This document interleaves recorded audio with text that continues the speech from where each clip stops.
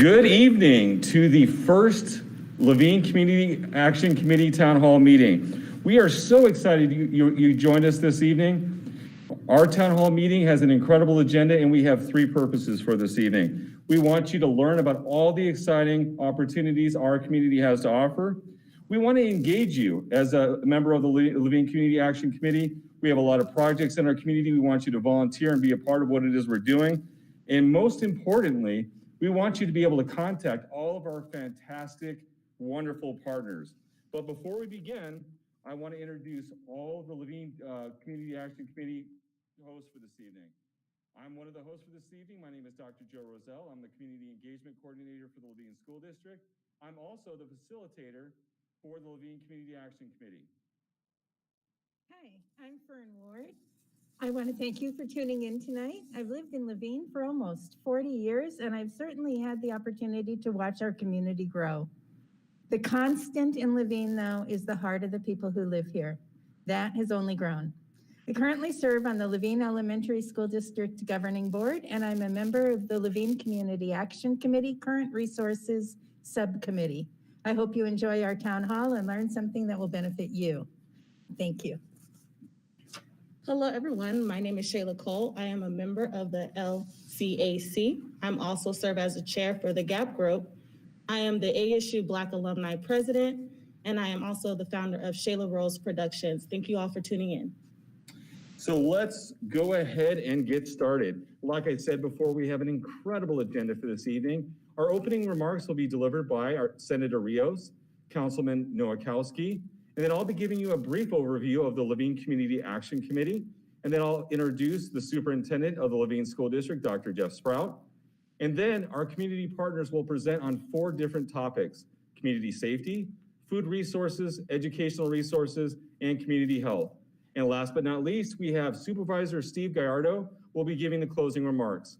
And before we go on any further, I want to let everyone know we have incredibly generous partners. They've donated a lot of swag bags and raffle items. So we're going to have 3 raffles during the course of the town hall meeting, so don't leave early. And in addition to that, we have a survey at the very end. And if you fill out the survey, you're going to be entered in for a drawing for several prizes. We're excited. So before we begin the evening, I want to thank Phoenix Fire, Phoenix PD, Urban Farming Education, Phoenix College, Grand Canyon University, the Faithful City, First Things First. I also want to thank District 7, Councilman Nowakowski, and Phoenix Block Watch for donating great swag prizes. Thank you so much.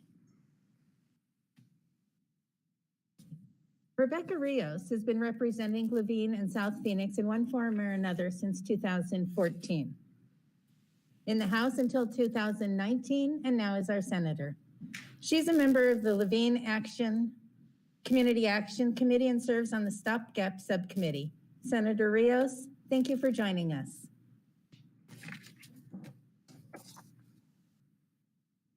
Good evening. I'm State Senator Rebecca Rios, and it is my honor to welcome you to the Laveen Town Hall tonight. Thank you for your interest, and thank you for your participation. Tonight, you will be introduced to a wide array of community resources and services that are available to the residents and families of Laveen. Resources that run the gamut from educational webinars to community gardens, behavioral health services, faith-based services, and public safety resources like car seat safety and neighborhood block watch programs. These community resources and services are vital to ensuring the health and safety of Laveen, particularly during Arizona's current challenges with the COVID-19 pandemic. I have been honored to be a small part of the Laveen Community Action Committee. As your state senator, I would like to remind you that my office is always open to assist, whether it is helping to identify available state resources or helping you to navigate through what can be a frustrating experience with a state government agency. My office will do our best to help. Once again, thank you for joining us tonight. Michael Nowakowski has served District 7 as our councilman since 2008. He grew up and went to school in the neighborhoods he now serves. I'd like to give him a personal shout out for being one of the first driving sources supporting Laveen Baseball League. He sponsored and supported us from day one, And on behalf of the probably 3,000 families who have been a part of our program, our low-cost nonprofit program, thank you, Councilman, for all you've done. We also depend on his help with the Laveen Community Action Committee, and we appreciate his enthusiasm and his commitment. He is not yet on our call, and as soon as he does get on, we will go ahead and squeeze him in. He's in. I apologize for that. So Councilman Nowakowski, thank you.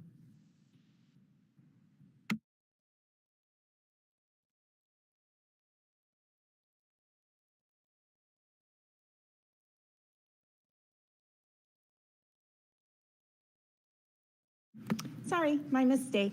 He's not here. So we will just continue on with our program, and as soon as he gets in, we will fit him right on in. Thank you.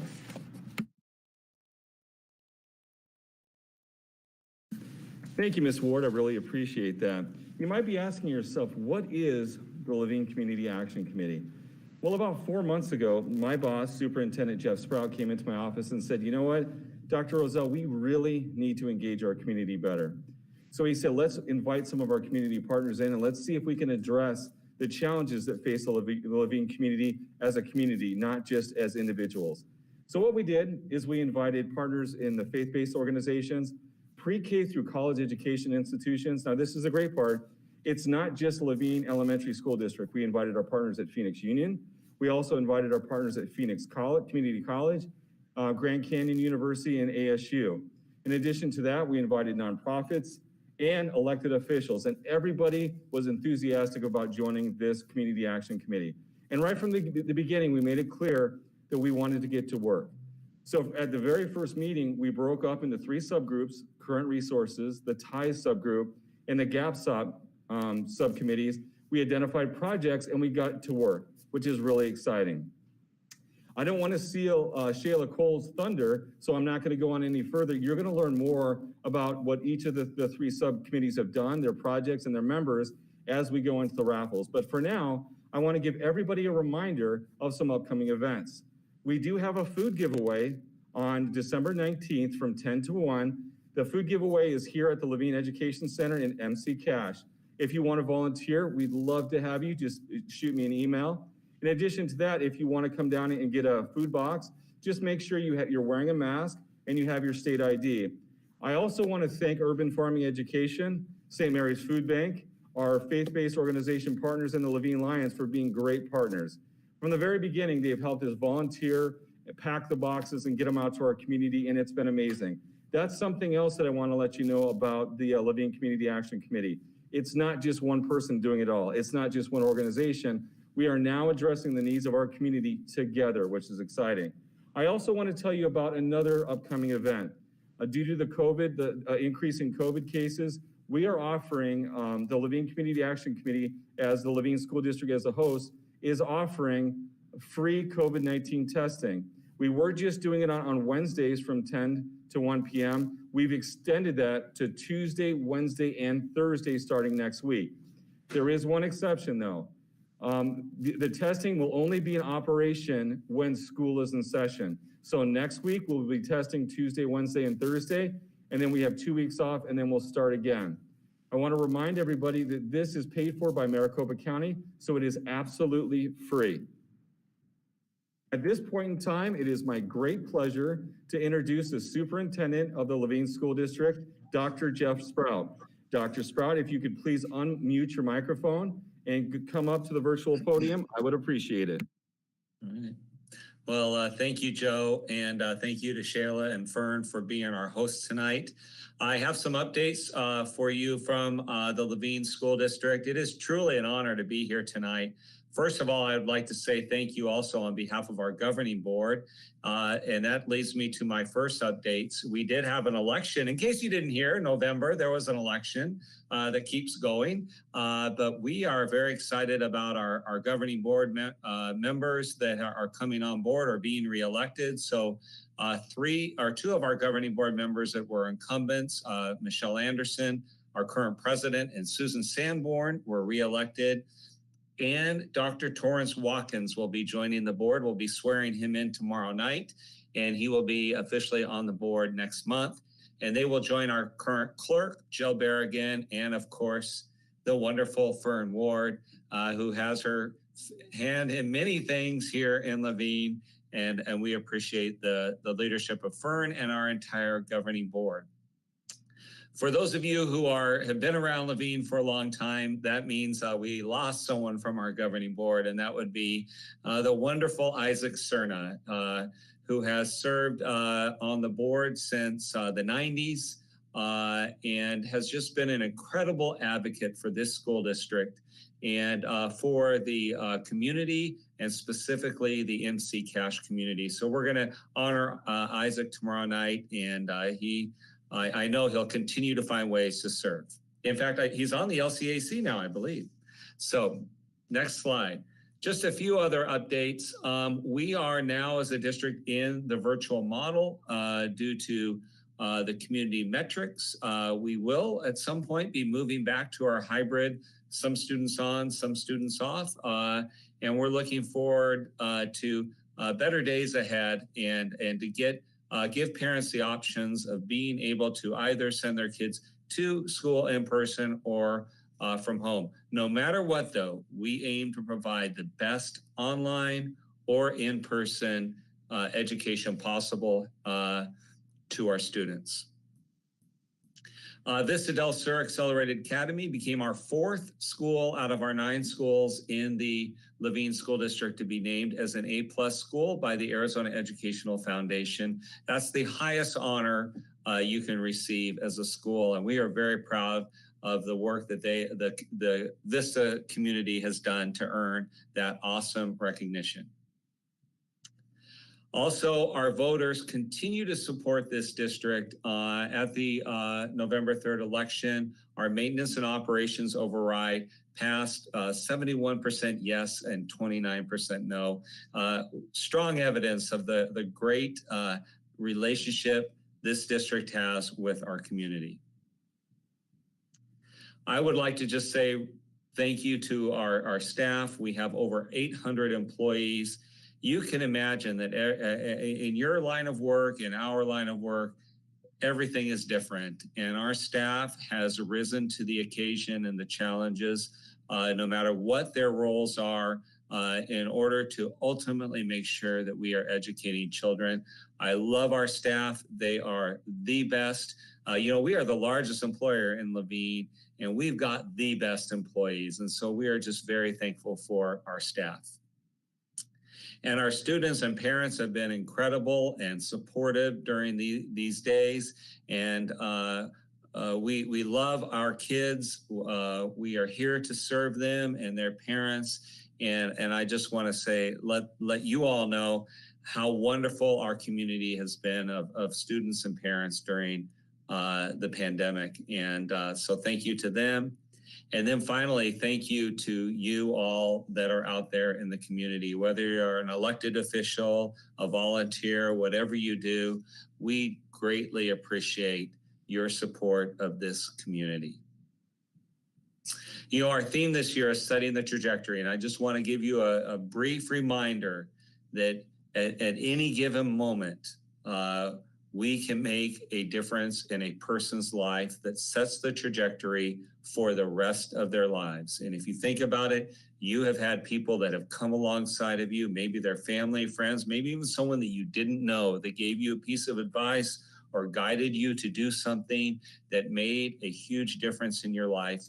That is our mandate this year, is to set the trajectory in the lives of our students and each other as we work together.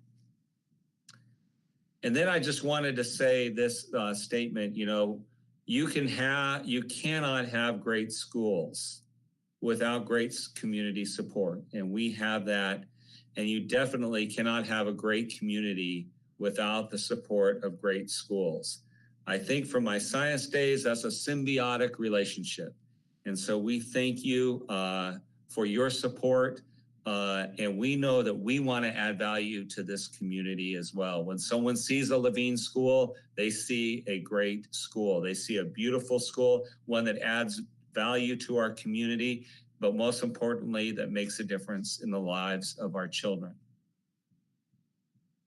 So thank you. Dr. Have to Sprout. turn off and turn off, right?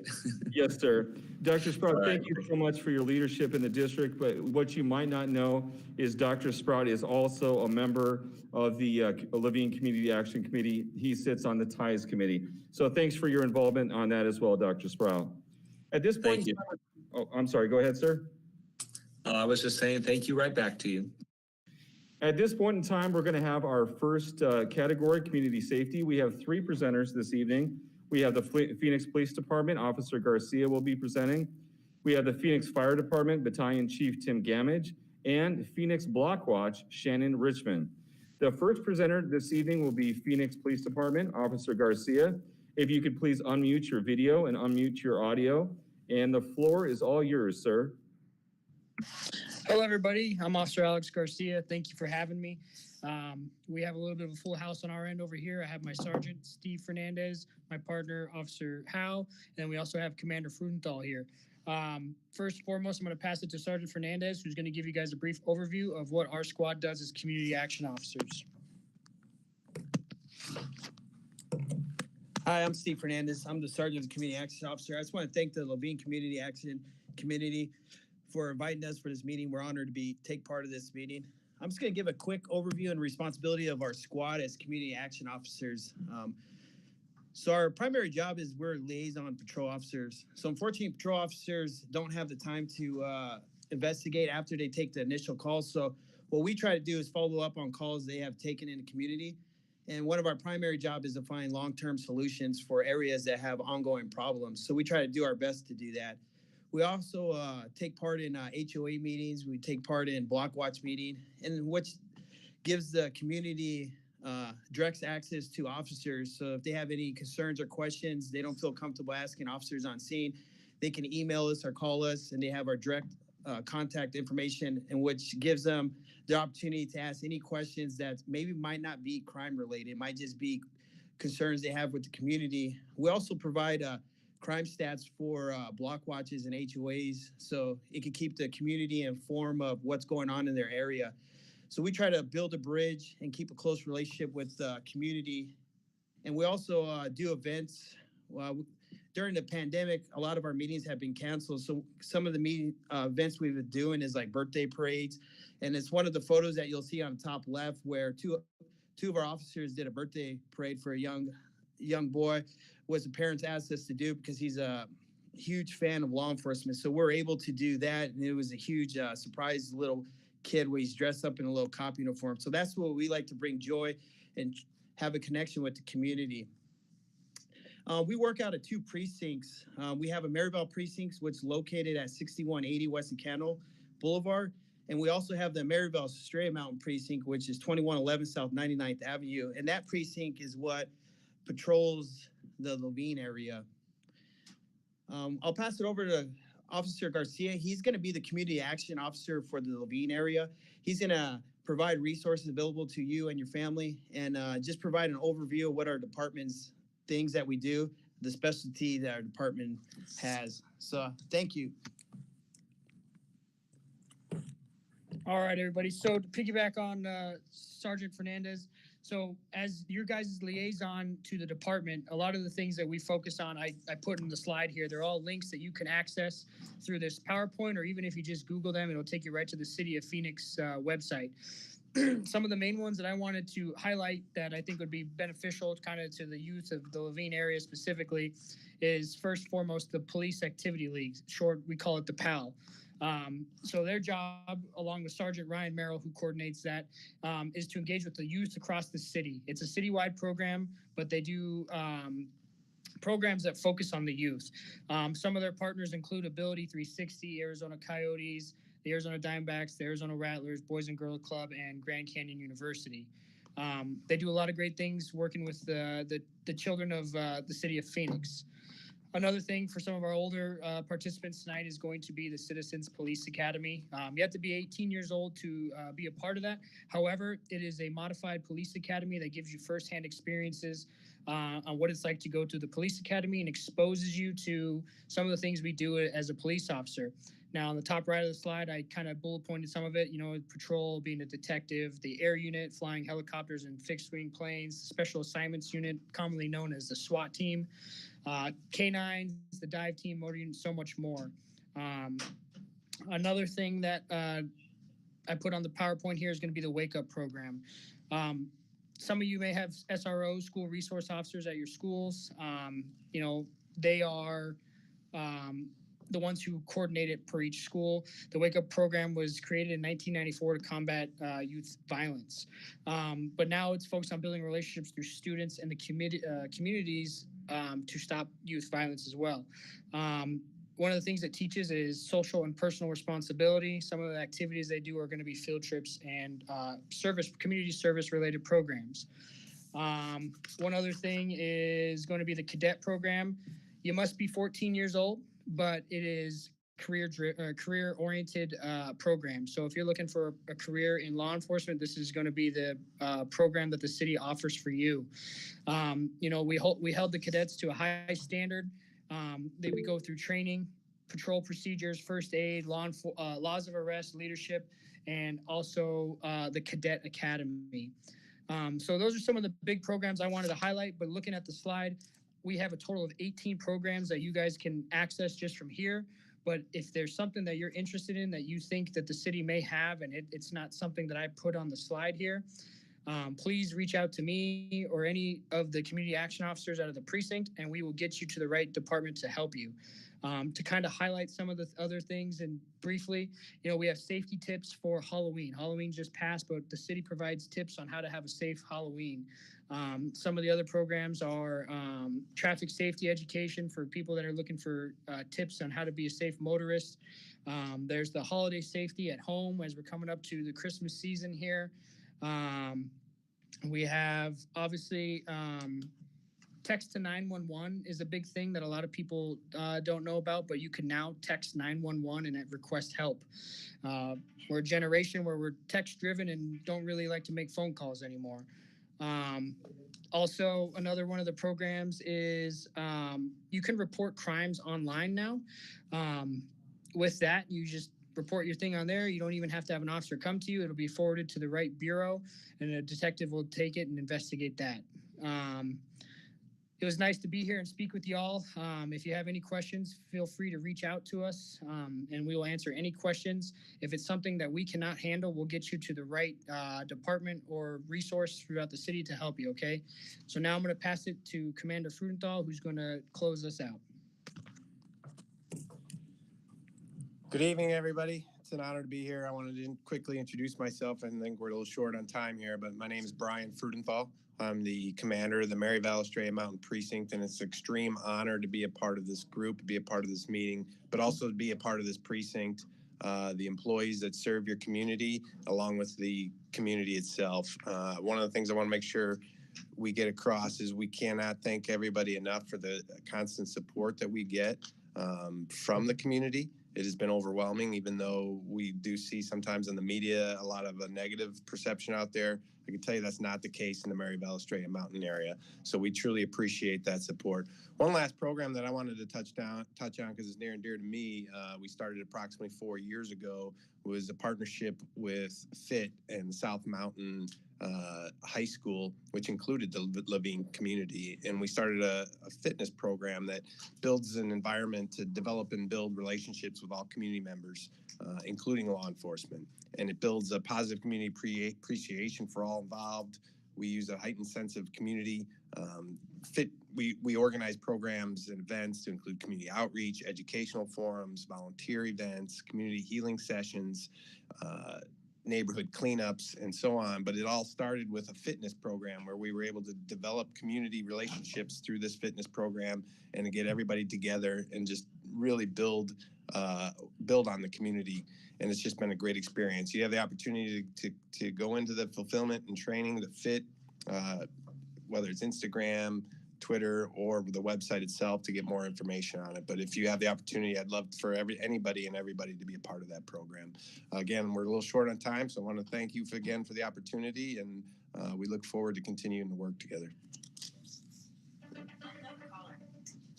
That'll do it. I just want to let everyone know, we do have 6 SROs that work with us from the Phoenix Police Department, and we really value and appreciate their partnership. The Phoenix Police Support is very supportive in the Laveen School District, Laveen area, so these programs are incredible. I've heard a lot of great things about them in the community. So if you want to reach out to the Phoenix Police Department, remember when you take the survey at the end, you'll have that opportunity. Officer Garcia, thank you so much for having your team present tonight. We really appreciate it. And have a nice evening, sir. Thank you for having us. Have a good day. Absolutely. Thank you, sir. Our next presenter is Battalion Chief Gammage from the Phoenix Fire Department. Battalion Chief Gammage, if you could unmute, the floor is yours. All right, thank you very much. Good evening to everyone. Actually, my rank is Deputy Chief. I'm with the Phoenix Fire Department. I'm the South District Commander. My area covers South Phoenix, Laveen, and Ahwatukee. My responsibilities are the personnel in that area, facilities, fleet, and community involvement. I've been on the fire department almost 30 years. Very proud member to be a Phoenix firefighter and enjoy the work that I do. I'm from South Phoenix. Both my boys live in Laveen, so I have a vested interest in this area, and I enjoy serving it. Some interesting facts about the Phoenix Fire Department is that we're very proud to be recognized as one of the best fire departments in the world. We serve the 520 square mile areas of Phoenix. We have approximately 1,700 sworn members and over 300 civilian members that support us and help us to operate and provide emergency services to the citizens of Phoenix. We run over 300,000 calls a year. About 85% of those calls are medical calls. 15% are fire calls. We have 58 stations, which has approximately 58 engines, 14 ladders, 24 full-time rescues or ambulance, and 15 part-time rescues. Our station in Laveen is Station 58. It's located on 47th Avenue in Dobbins. We house an engine company there, a rescue, a brush truck, and a tanker truck to respond to emergencies in the Laveen area. Some of the services that we offer the citizens are, of course, our bread and butter, which is fire suppression and emergency medical. As far as fire suppression goes, we respond to fires at car fires, house fires, apartment fires, commercial building fires. We try to respond there quickly. We usually like to get there within 5 minutes. Right now, we have a program going on to educate the public on move to the right for sirens and lights, to kind of educate everybody when you hear those sirens. If it's safe to do so, move to the right or stop where you are so we can get around you safely. On our medical calls, we respond to anything from heart attacks, seizures, high blood pressure, diabetes. We have highly trained paramedics and EMTs on those engines that are trained in life safety skills and life-saving skills, and we respond out. We pride ourselves on providing excellent customer service. We consider ourselves a family, and our slogan is, our family helping your family. We also have some special operations services that we provide to the citizens of Phoenix, which is hazmat and technical rescue. We respond to mountain rescues, confined space, and any technical type of rescue with our technical rescue teams. Our hazmat teams respond on any chemical, biological, radiation, or nuclear type emergencies that we have. And we're also one of 28 FEMA teams. Our USAR team responds on natural disasters and man-made disasters, and they've responded out to things like the Oklahoma City bombing, the 9/11 New York tower bombing, Katrina, and many other emergencies. We have an aircraft rescue and firefighting unit at the airport that's housed out there. You see all the links of support services that we have to help the citizens of Phoenix. We have a community involvement section that responds out to any special events and does presentations at community events also. The community assistance program is some paid and some volunteers that respond out with us when we have emergencies to where we need some crisis intervention for traumatic calls that we go on. And those respond out of the station off of 17th Avenue and in Dobbins.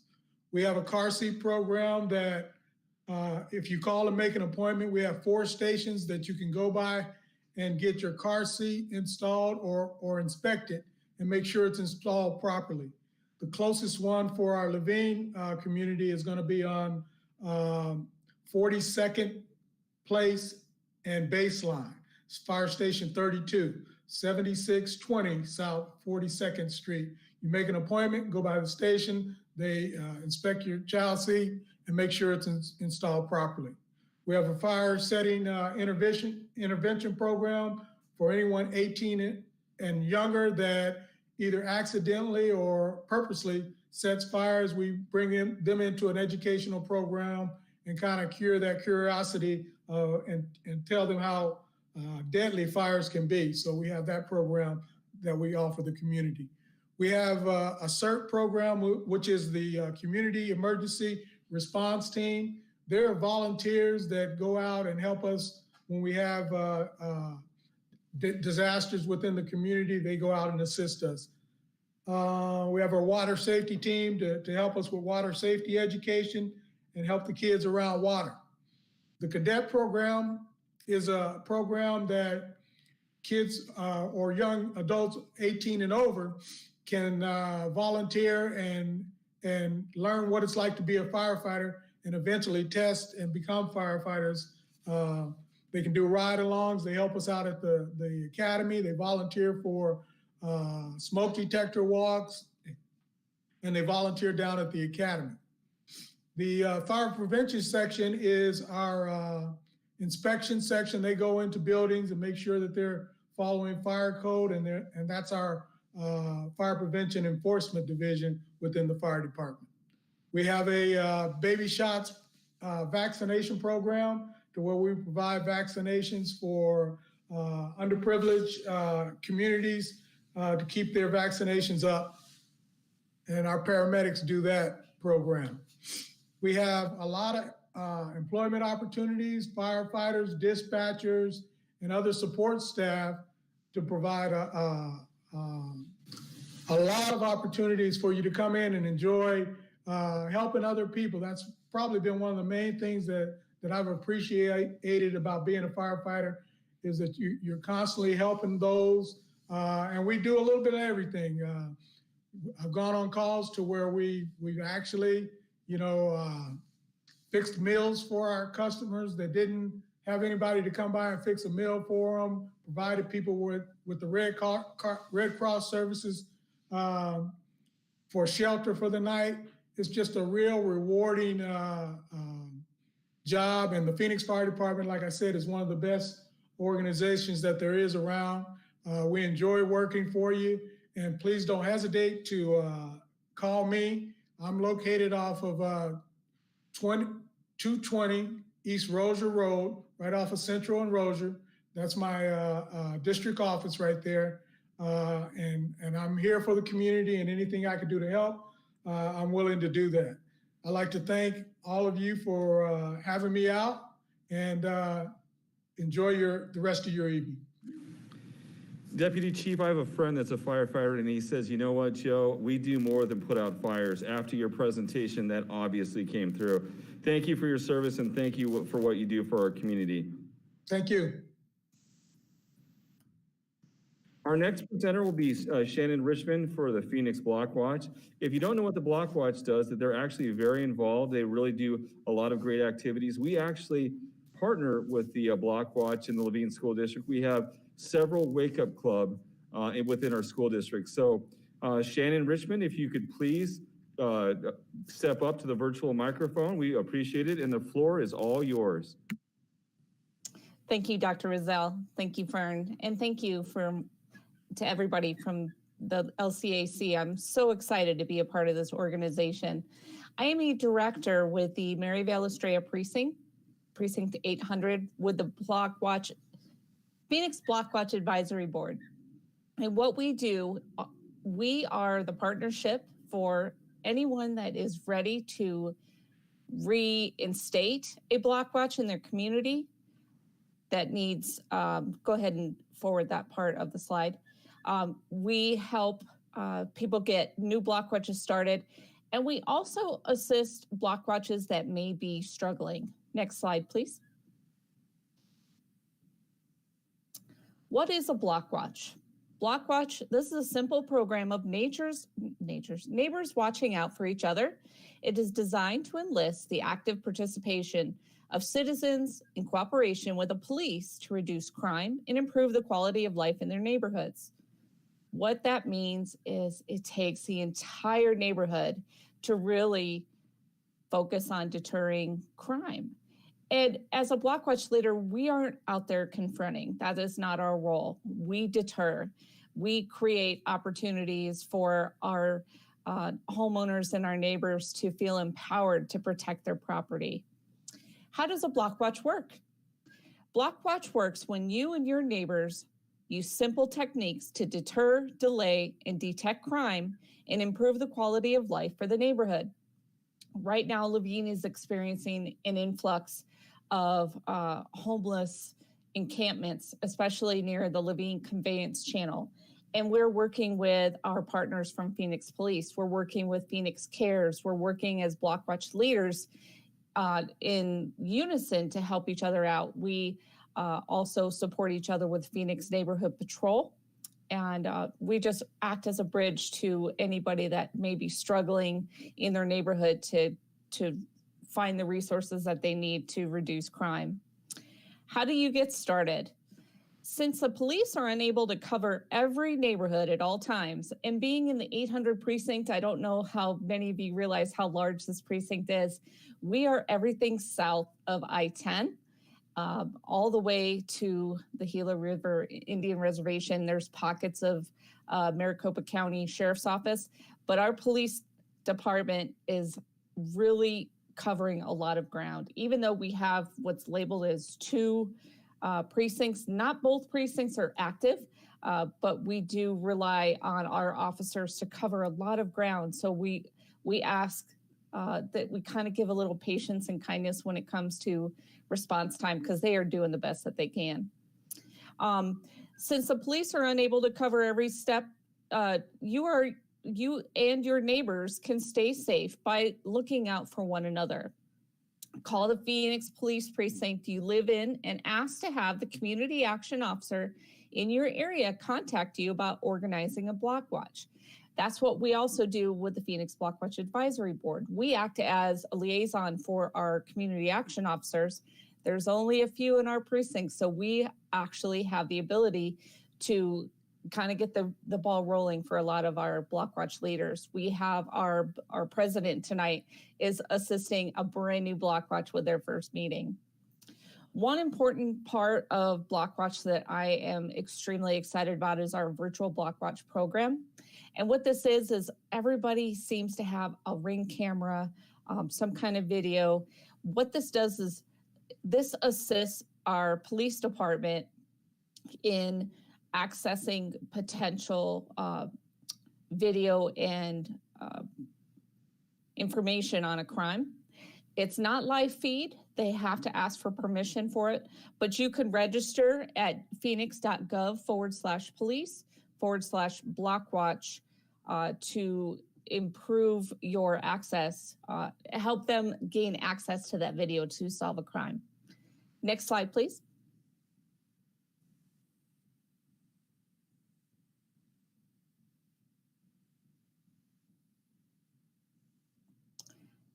And if you could forward it, just tab it one more time for me. This is my favorite event, the annual GAIN event. GAIN is getting Arizona involved in neighborhoods. And with my previous presenters, Phoenix Police Department and Phoenix Fire, I had the honor of on holding my first GAIN event last year for my community. And it was such an exciting event. I had over 100 participants. The Phoenix Activities League was there with the Phoenix Cadets, which is a group of high schoolers that are looking forward to careers in law enforcement. We had a cops versus kids soccer tournament. We had soccer, technique kind of opportunities. It was a lot of fun. So this is one of the great opportunities that we do to celebrate our community. And we do this every year in October when it's not so hot. Unfortunately, due to COVID, we did have to hold off on our GAIN events for the year, but we are all in constant planning of these community events. So annual GAIN event is something that you'll hear a lot about if you are connected to your Block Watch. Next slide, please. How do we fund our Block Watches? So we are very fortunate to be in a city that has a program funded through a tax that was collected for quite some time. It's a small percentage of sales tax. And what it does is it provides funding for all of us Block Watch leaders. We had such a great turnout of requests that our city council has actually increased the amount of our grant to $12,000. And this provides a year's worth of funding for all of the services that we provide. So the community, the grab bags that we offer, the storage for all of our equipment, purchasing equipment for our GAIN events, handouts. We do a lot of handouts. That's one of the great things about being a Block Watch leader. I'm always out in my community offering tools on how to improve your and deter crime. One of my favorites is I hand out thank you cards in my neighborhood for everybody that has lights on, just to say thank you for lighting up the neighborhood. Light deters crime and it keeps away the blight. But the Neighborhood Block Watch Grant Program is a one-time annual grant that we write and request funding. It is competitive, and there is a scoring based on great writing skills. But your most important part is, how are you going to contribute that money back into your community? One of the best parts is we as volunteers, at an average rate of $28.50, save the city that amount of money for every hour that we donate of our time. My Block Watch alone has committed to donate 3,000 volunteer hours this year towards our community and towards our Block Watch. Next slide, please.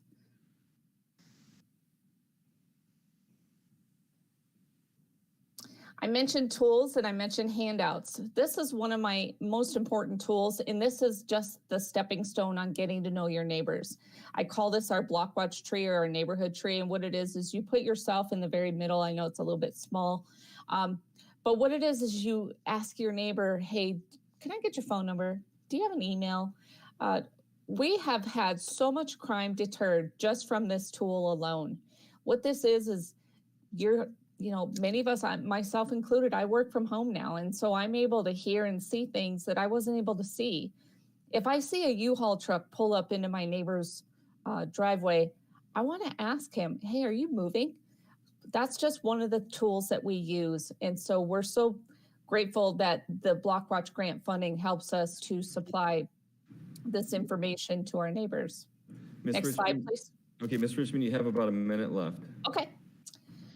The most important thing, see something, say something. Report suspicious activity to 911 or Crime Stop. The Crime Stop number is 602-262-6151.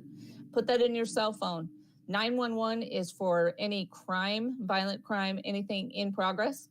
The Crime Stop number is for anything that's already happened or is not an urgent matter. Next slide. And tab it, there we go. So if you need to reach me, I'm at shannon.richmond@phoenixblockwatch.org. I also live in the Laveen community in the Arlington Estates neighborhood, and I am so grateful to share my information. Any questions, just reach out. I'll be happy to help. Thank you, everybody, for letting me participate tonight. Ms. Richmond, thank you so much. We really appreciate the information. Like I said before, the Block Watch is a great partner with the Laveen School District. We were able to get wake-up clubs at several of our schools, so thank you so much. At this point in time, I'm going to have Ms. Ward introduce our guest. Thank you very much. And like I told you a few minutes ago, Councilman Nowakowski was not yet available. Now he is. So thank you, Councilman Nowakowski. Thank you, Ms. Ward, and thank you, Doctor. It's so important that people know all the different free resources that the city of Phoenix has, from our parks department to our neighborhood services, to our human services, to our Phoenix libraries. So, first let's talk about our Phoenix parks. They have right now all kinds of virtual recreational programs for children's. So if you have your kids at home, they're climbing out the walls and bouncing themselves around the house, well, the best thing to do is get them involved with our Parks and Rec. They have bingo, they have where you can paint and splash the classroom around. It's all kinds of new stuff that they have on virtual. So you can go to www.phoenix.gov/parks and you can look up all these different programs that the Parks and Rec Center has. Also, you can actually be a part of adapting a recreational program. What's really important right now is looking into how do we help out some of those children that are in need. And a lot of them are people with disability. So what we're trying to do now is figure out how to create more of our rec centers of being open to people with disability. So I'm very proud to say that Laveen is one of the first areas that really did a pilot program, and it worked out great. People from all over the city of Phoenix are coming out to Laveen because of the special program that we started with children of need.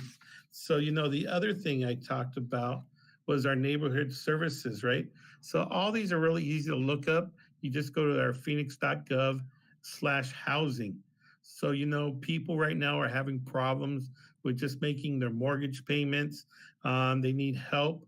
And what you can do is just go onto that website, and then we have housing counselors that can walk you through different programs, different services that maybe the city of Phoenix provides free. They will help you out with your water bill, your electrical bill, and all the different bills that you have right now. And there's actually a program for mortgages also. And if we can't help you, this counselor will find other programs throughout Maricopa County that can actually help you. And then we have our human services department, which is basically the phoenix.gov human services that offers all kinds of COVID relief. We have 2 vans. So if the community of Laveen wants to come together and say, hey, we'd like to have this van at a certain location on several different days, we can coordinate that or try to coordinate if the van's not already booked for those days. And basically, it's just an awesome experience. So you go in there and then you just fill out the application. It's really simple and it's on an iPad. And if you don't have medical insurance, then it's free. The city of Phoenix, it's free, no questions asked. And then basically you go in there, they'll check you if you ever had COVID, if you have COVID at the present time, and if you're immune to COVID. So I think it's really important that we all get checked, especially with the holidays coming around, that we make sure before we either gather with a small group of people or our own family, that we should be all checked to find out where we are. And they'll actually give you a little sheet telling you that you've been checked. And if you need to use that for your employment or your employer, you can use that too. So it takes about 10 to 15 minutes and it's just a quick process. It's awesome. My whole family went through it twice already, and it's something that you all need to experience, and we can actually get it out to the Laveen area if you guys like, and we can work it out through the doctor or through friend that can do that. We can make that happen. The other thing is our Phoenix Library Department. Right now, a lot of our libraries are closed, but through phoenix.gov/libraries, we have all kinds of help. Right now, a lot of young people that are graduating from high school are really looking for financial aid. So we have College Depot that's online. So College Depot is is a group of counselors that help your young people that are going into college find scholarships. And that's something really important that a lot of times people say, well, I don't think I qualify for a scholarship. There's thousands and thousands of scholarships, and we have these individuals that are pros. They'll look it up, they'll try to find something for your son or daughter or your grandchildren, our nephews and nieces, our neighbors' friends, that they're just experts, and then they actually hold seminars and all that. So they're doing a lot of stuff on virtual on the web. So if you guys have a chance, go ahead and do that. They'll help you through administration, filling out all those applications, and basically helping you out with the resume also. So if you happen to be out of a job right now, we have workforce development also. So right now, the Cesar Chavez Library is closed, but you can go online and we'll have people helping you out with a resume. So they'll help you actually create a resume for yourself, and they have virtual appointments for all this stuff. So that was just some of the free programs that we have in the city of Phoenix.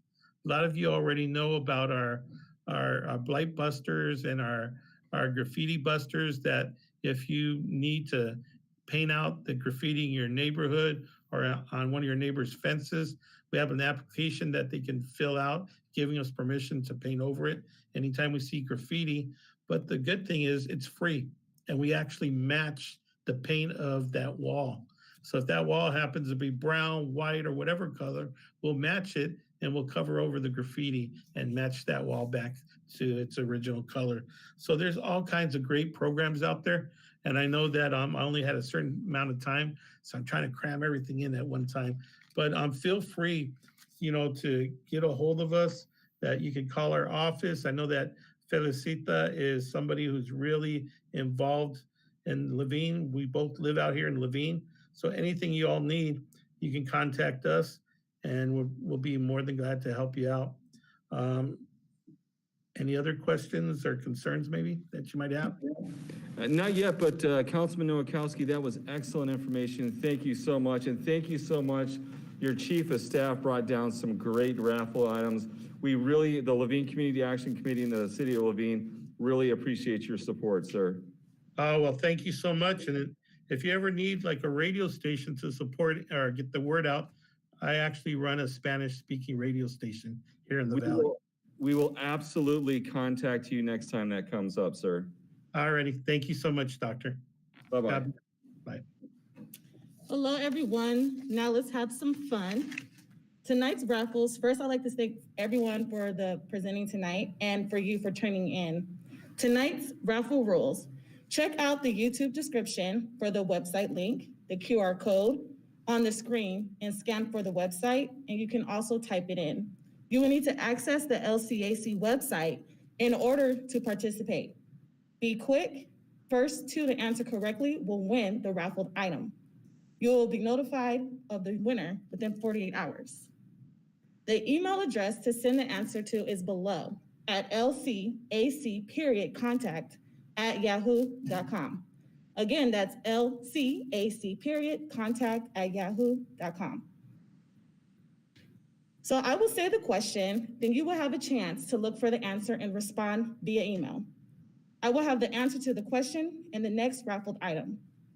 For the final question, I will share the answers before information on this survey. So let's get started. Everyone ready for raffle number one? The raffle is sponsored by Phoenix Fire and Urban Farming Education. Thank you. Question one, name the 3 focus groups within LCAC. Again, name the 3 groups within LCAC. Question number 2, on the homepage, tell us 1 upcoming event with the date. Again, question number 2, on the homepage, tell us 1 upcoming event with the date. Again, I will answer the question in the next raffle item. Let's get back into the program. Thank you, Mrs. Cole. That is very exciting. It gives you the opportunity to learn about the Laveen Community Action Committee and win some very cool prizes. The next presenter is going to be covering food resources. He will be representing urban farming education, Mike McMahon. He's been very instrumental in helping us with our food giveaways. If you're not familiar with our food giveaways, we're giving away about 30 to 40,000 pounds of food twice a month. And Mike McMahon's organization, Urban Farming Education, and the Fresh Food Collab actually pick up the food from St. Mary's Food Bank. They box it up, and then they show up here at Laveen and at MC Cash, and they help us give it away. We've given away about 200,000 to 300,000 pounds of food, and we're not done yet. We have another food giveaway December 19th, and we have 2 planned in January, February, and March. We'd love to have you come out and volunteer. But again, Mike McMahon and his group have done an incredible job to help us implement this plan. So Mike, it's all yours, sir.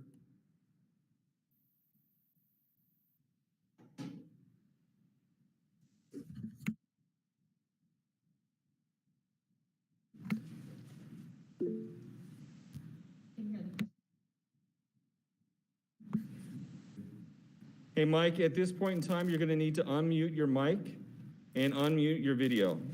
Got it. Can you see me and hear me? We can hear you. Very good. Thanks, Joe, and thanks for having me on. I'll spend a few minutes here talking about what urban farming education is, who we are, and then what we do in Laveen, what we've been doing for the last few months. Urban farming is an offshoot from a community garden we built, Agave Farms in Central Phoenix. We have 17 acres there in Central Phoenix. Through the process of building that garden, we got in touch with a lot of different nonprofits, and we started getting pretty active in our community in Central Phoenix. And we realized that gardens were kind of needed all over Maricopa County, and that just having a central garden like we had sometimes is difficult to get to for people, especially people who have limited resources. So instead of having just the central garden, we decided to localize it in different areas. Where Agave Farms is an offshoot of Agave Environmental Contracting, which we're a large commercial landscape company. We've done a lot of subdivisions in Laveen, done a lot of work on the 202 and a lot of the streets out there. The offshoot of that was, of course, Agave Farms. We also have a company, Soil, Seed, and Water, in which we compost our own soils, and the soils and the worm castings and the products that we produce are what we use in our tools to grow the garden. Our main tool is what we call the Ready Go Garden bag system, which you see in this picture. But through Agave Farms, we became acutely aware of some of the needs in the community in regards to food scarcity. And then, of course, with our mission was then to build gardens that could help alleviate some of that. So we build the gardens for education, sustenance, for ecotherapy, social impact, and farming for a profit for some groups. So we can go to the next slide. And what we do is we build gardens.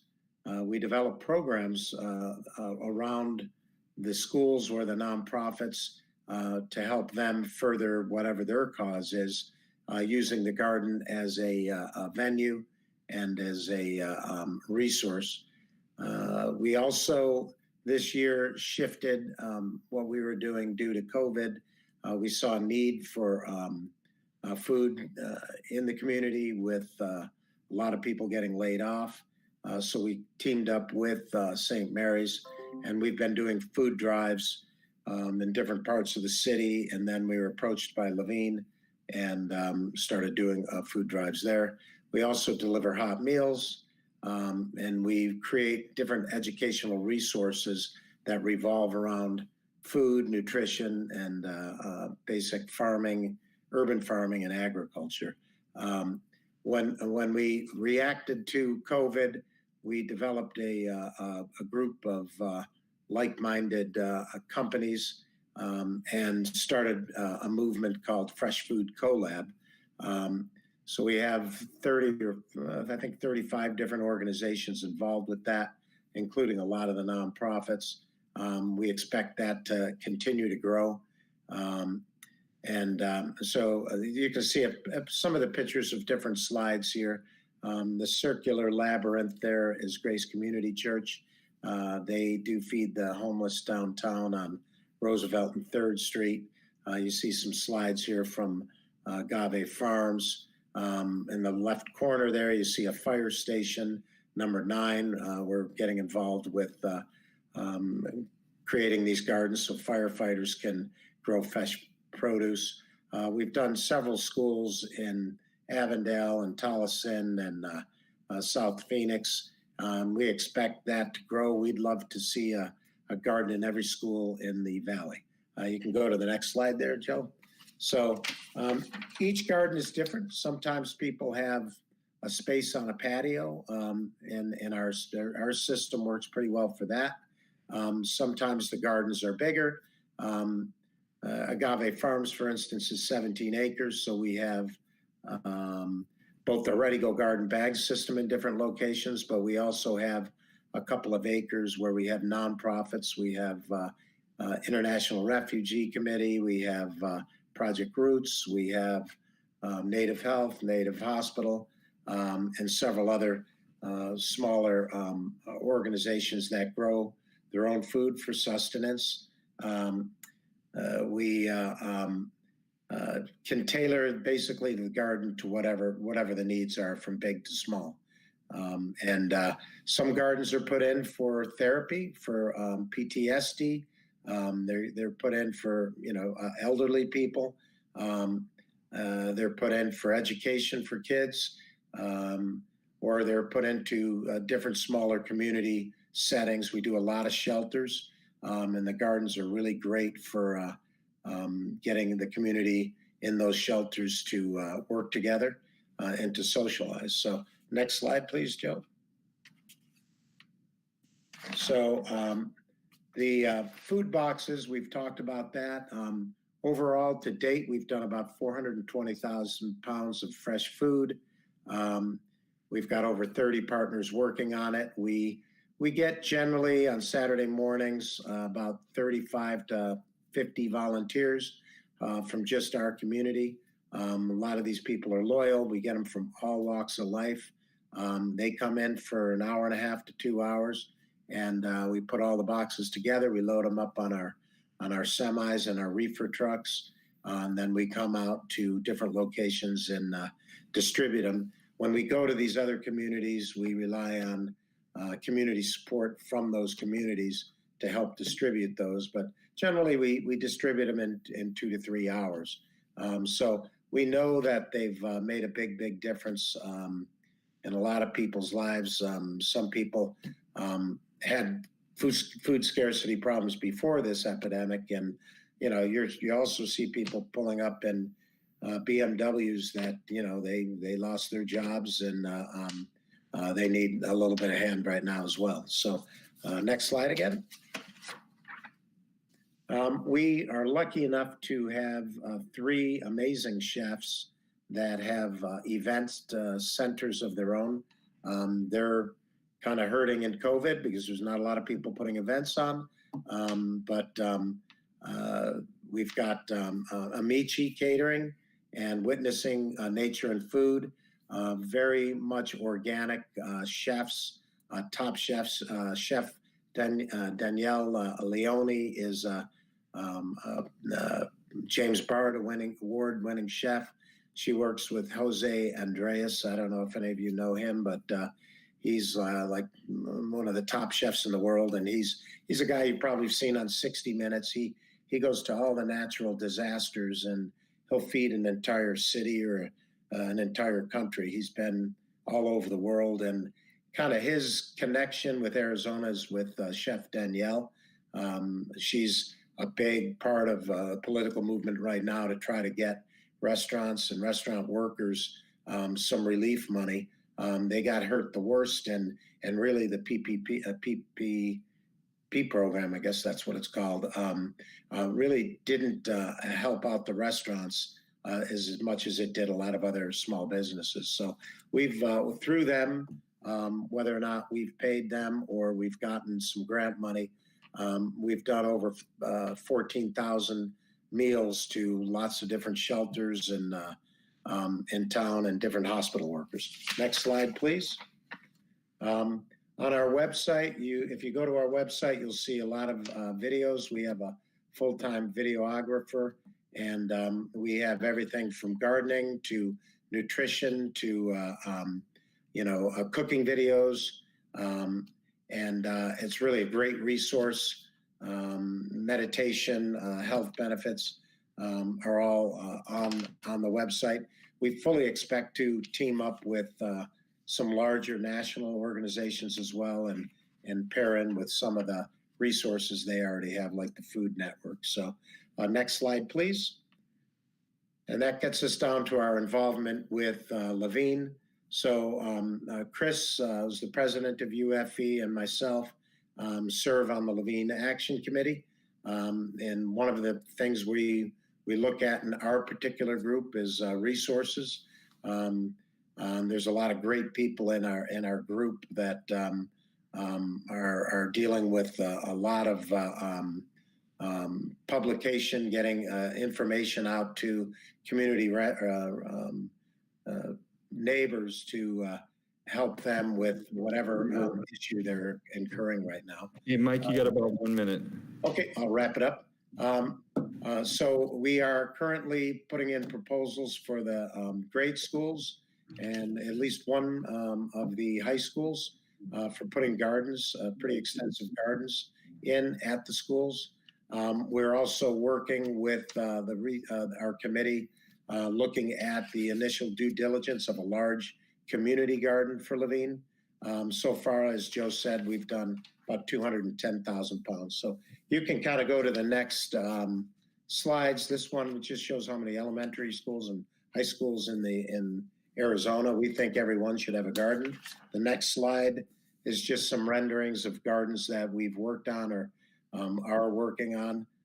Vincere Cancer Center and a few others. Next slide, please.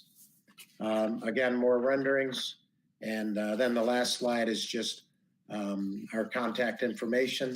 And you see one of our food trucks right there. That's one of the small ones that we deliver food with. So I thank you for your time. Thanks, Joe. You know, and honestly, Mike, again, a big thank you from the Laveen School District. You've been instrumental in helping us distribute food from our community. But, you know, I'd honestly say to our community, if you want more information on nutrition, on gardening, Mike is more than just seeds in the dirt. He really has his hands on the pulse of all the innovation, or a lot of innovation within the field. So it's not just about distributing food. He really does get out there and encapsulate the what's going on, what's new and fresh within the field. Thanks again, Mike. You bet. Hello, everyone. I'm back with the second raffle, but first, I would like to go over the first raffled question. Name the 3 focus groups within LCAC. You have the current resources, ties, and the gap stop. The second question from the first raffle, on the homepage, tell us an upcoming event, the date and the time. Our next upcoming event is December 19th at the Laveen Education Center from 10 a.m. to 1 p.m. Now let's get into the second raffle. This raffle is sponsored by Phoenix College, thank you, and Grand Canyon University. Welcome.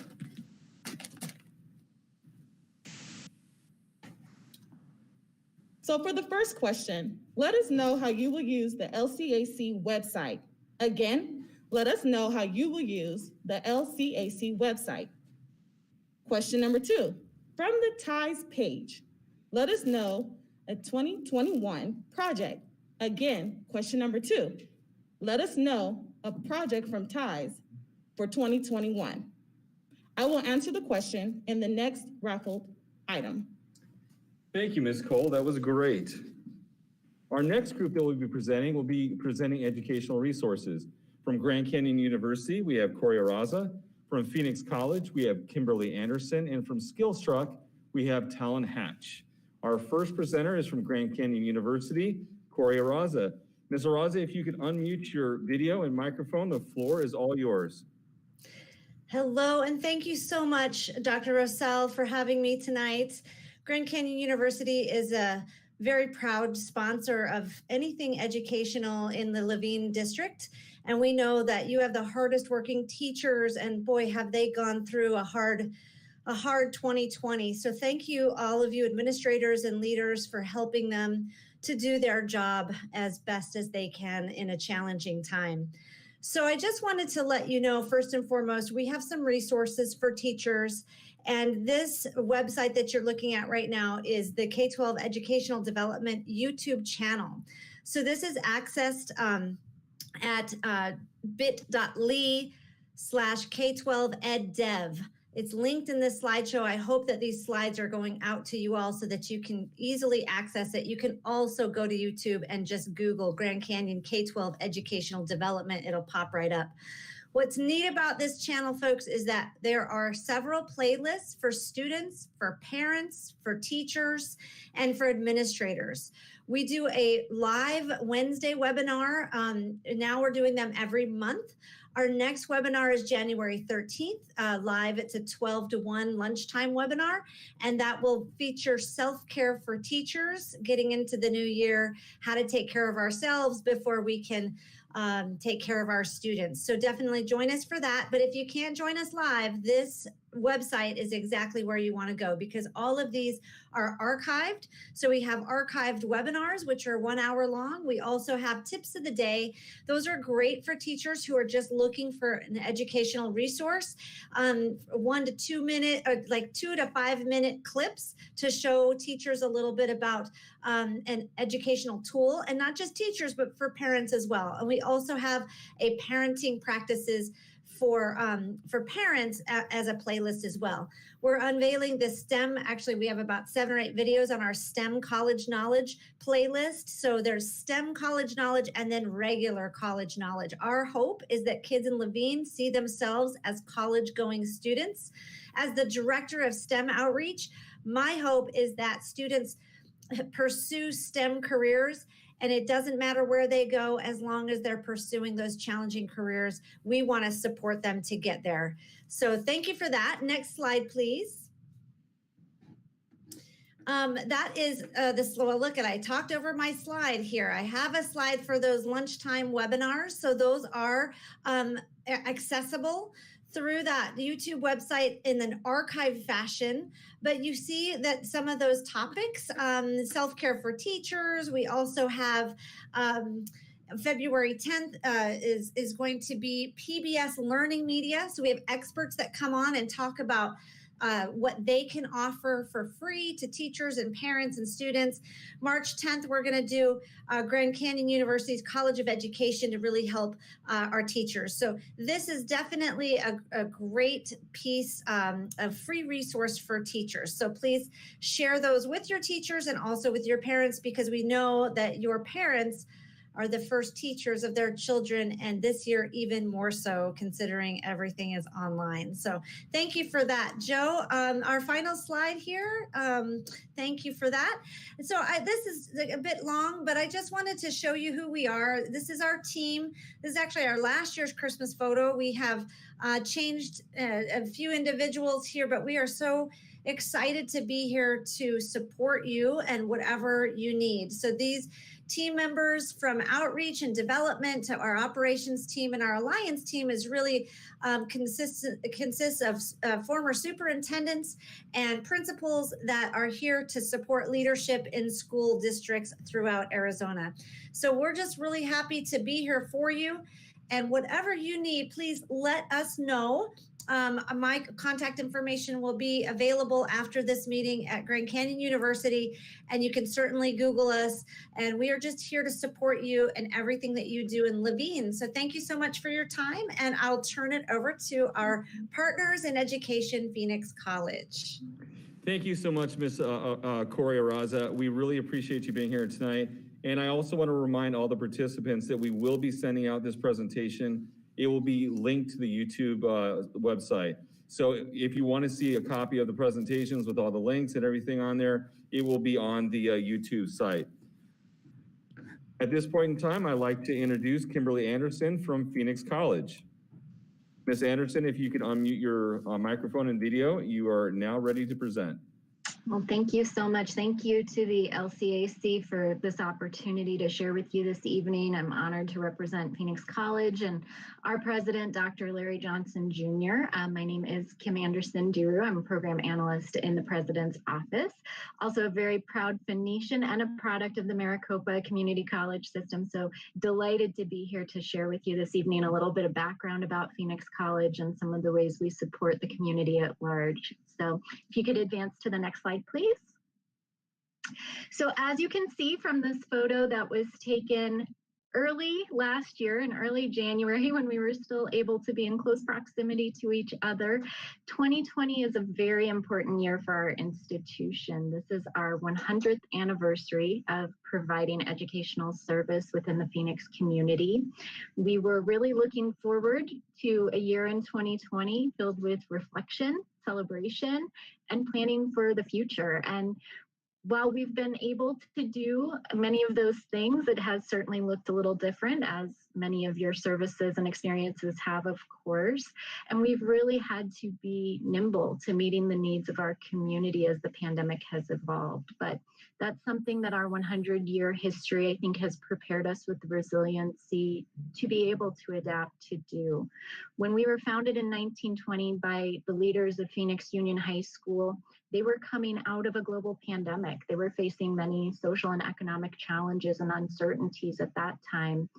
And they recognized the need for an institution in the city of Phoenix that could provide access to post-secondary education for students and provide them with more opportunities for an excellent education. And we were really founded with that vision and with the overall vision of inclusion and equity as a guiding principle.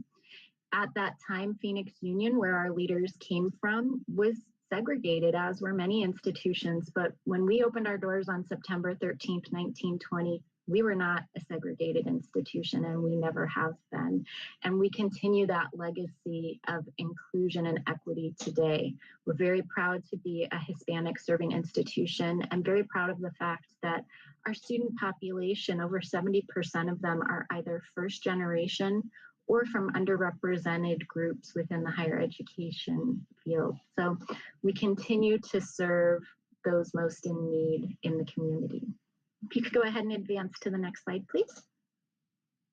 So I'm excited also to share that some of our background that I'm sharing with you this evening is commemorated in our new coffee table book, which is titled Our Past, Your Future. It has been published just this fall. It was compiled by PC alumna and distinguished author Stella Pope Duarte, and she spent countless hours combing through the PC archives, which, as you can imagine, are extensive with our century of history behind us, to really weave together the story and the legacy of PC and the many ways we've been supporting, again, the most underrepresented students and providing them excellent education and opportunities for achieving their dream. So a shameless little plug, I will say it's out just in time for the holidays and makes a wonderful gift for anybody who's been impacted by Phoenix College and the legacy within the Central Phoenix area. And continuing our legacy of supporting students, the proceeds from this book actually support scholarships to help future learners accomplish their goals. So it's something we're very proud of and something that really highlights our impact on the community over the past 100 years.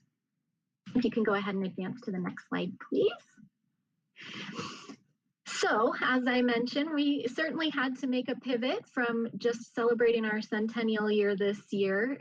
In mid-March, it became obvious, of course, that in-person traditional education would not be able to continue as normal. And our dedicated faculty and staff really committed themselves to working tirelessly to transition instruction to the online format. They actually transitioned over 800 courses from in-person to online learning within 2 weeks. Concurrently, our student affairs team was able to transition their services to virtual to ensure minimal interruption, so students continued to have support for services like financial aid, career services, tutoring, library services. That support was able to continue for all of our learners throughout the community, which just goes to show the student-centric nature and how committed PC is to supporting the community overall. In addition, broadly, even beyond our student population, we certainly recognized that a lot of the basic needs within the community not only, of course, were placed on pause with the pandemic, but really increased. The need was greater than ever. And so our staff worked really diligently to determine ways that they could transition the services we normally provided to the community and to our students in ways that were safe and protected their health and well-being. So they worked with St. Mary's Food Bank to transition our traditional food distribution program to a drive-through program. And we actually just had another drive-through event earlier today on campus where members of the community and our students are able to come to campus and have food services from St. Mary's. In the fall semester, we were fortunate enough to be able to reopen our on-campus food pantry.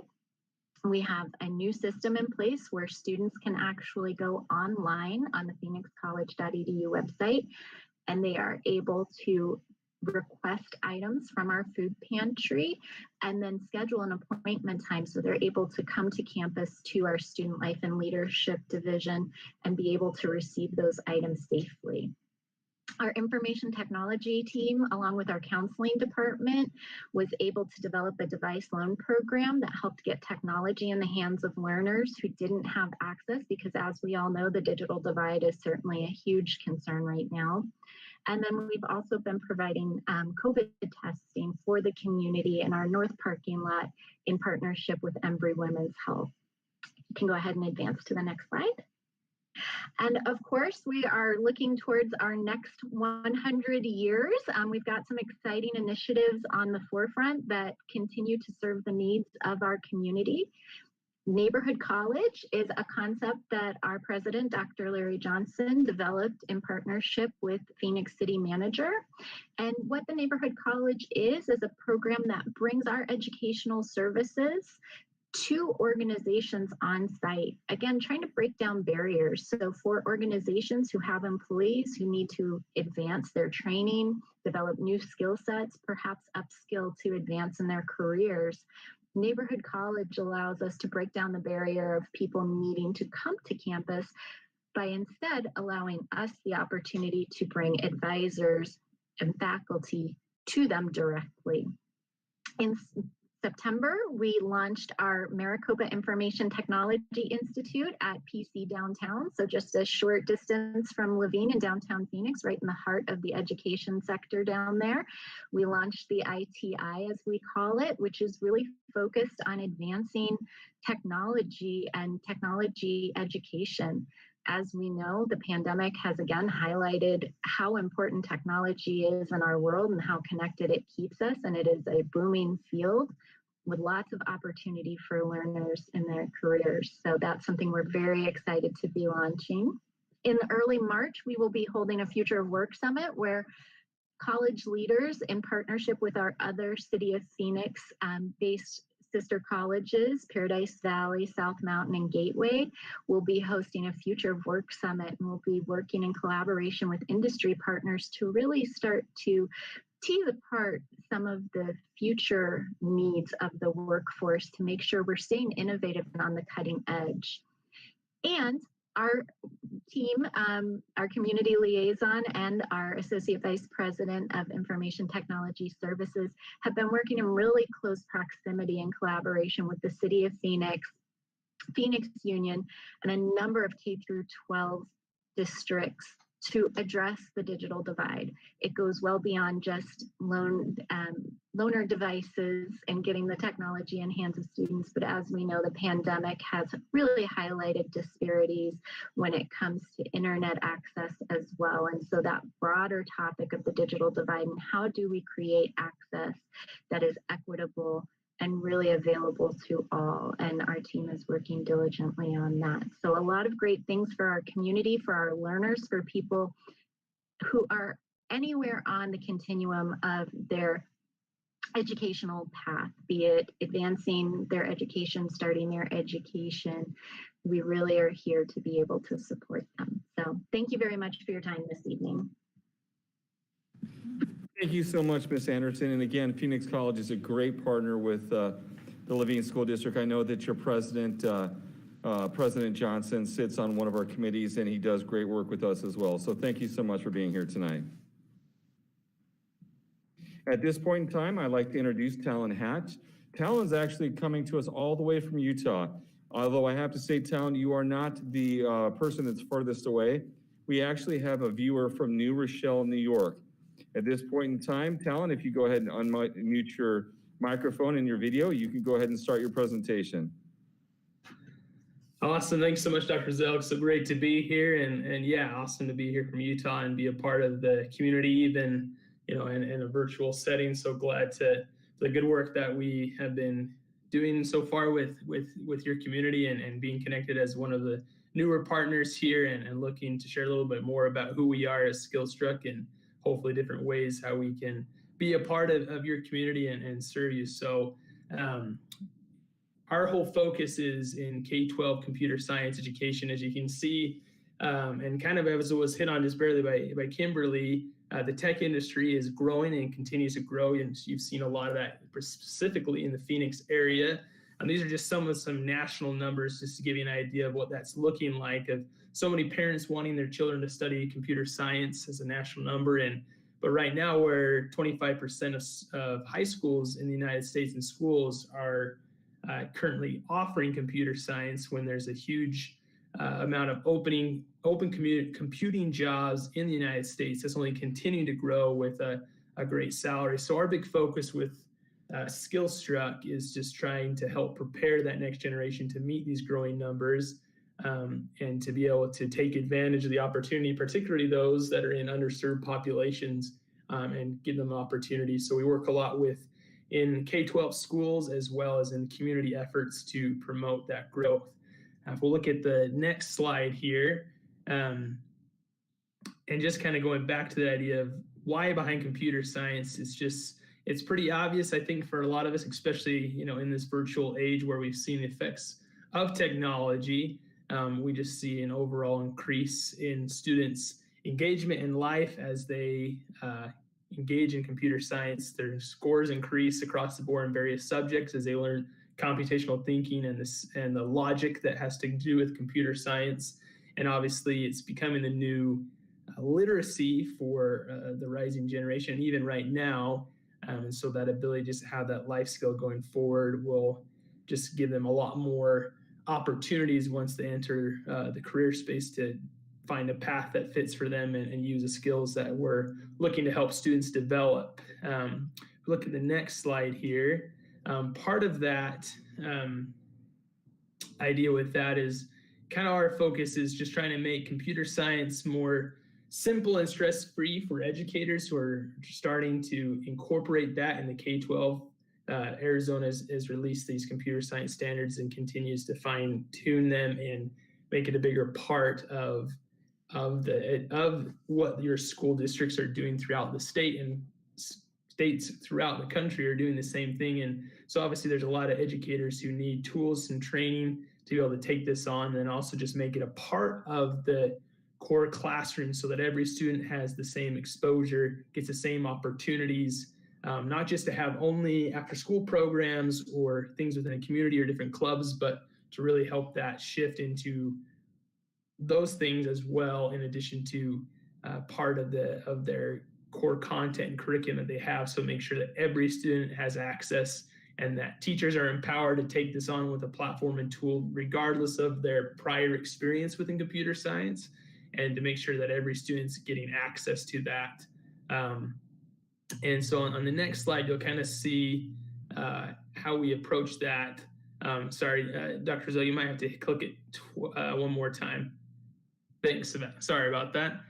Just one example of kind of what we've done with some districts throughout the country and part of the community to help build these pathways for students so that they can get involved early and have that exposure. And if they would like to continue in exploring paths within computer science, to have these different pathway opportunities, whether they want to explore web development or software development. But we see as we really help students get exposure early in those earlier elementary years, they're more likely to stick with it as they reach into middle school and high school, particularly girls and underserved population students of color, to allow them to see those opportunities and connect them. And some of the big ways that we do it outside of just the classroom is something that as part of the community here and throughout the state of Arizona, we've been looking to do is to try to help have more exposure to this and get more people excited and involved in computer science.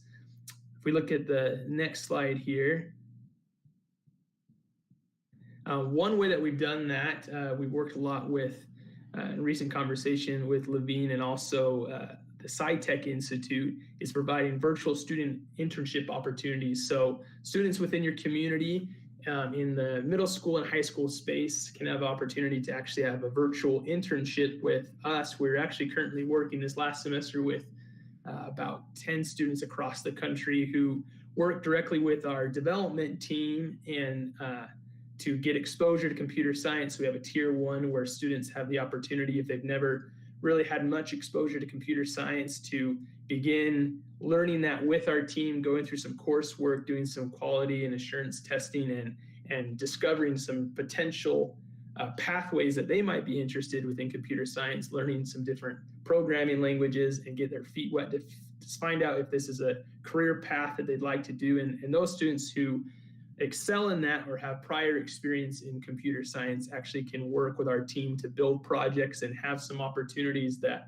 a lot of times is not available to high school students in the tech space. And so we worked a lot to try to start building those opportunities now for Laveen going forward, and also others throughout the state in the SciTech Institute. So that's been an exciting piece.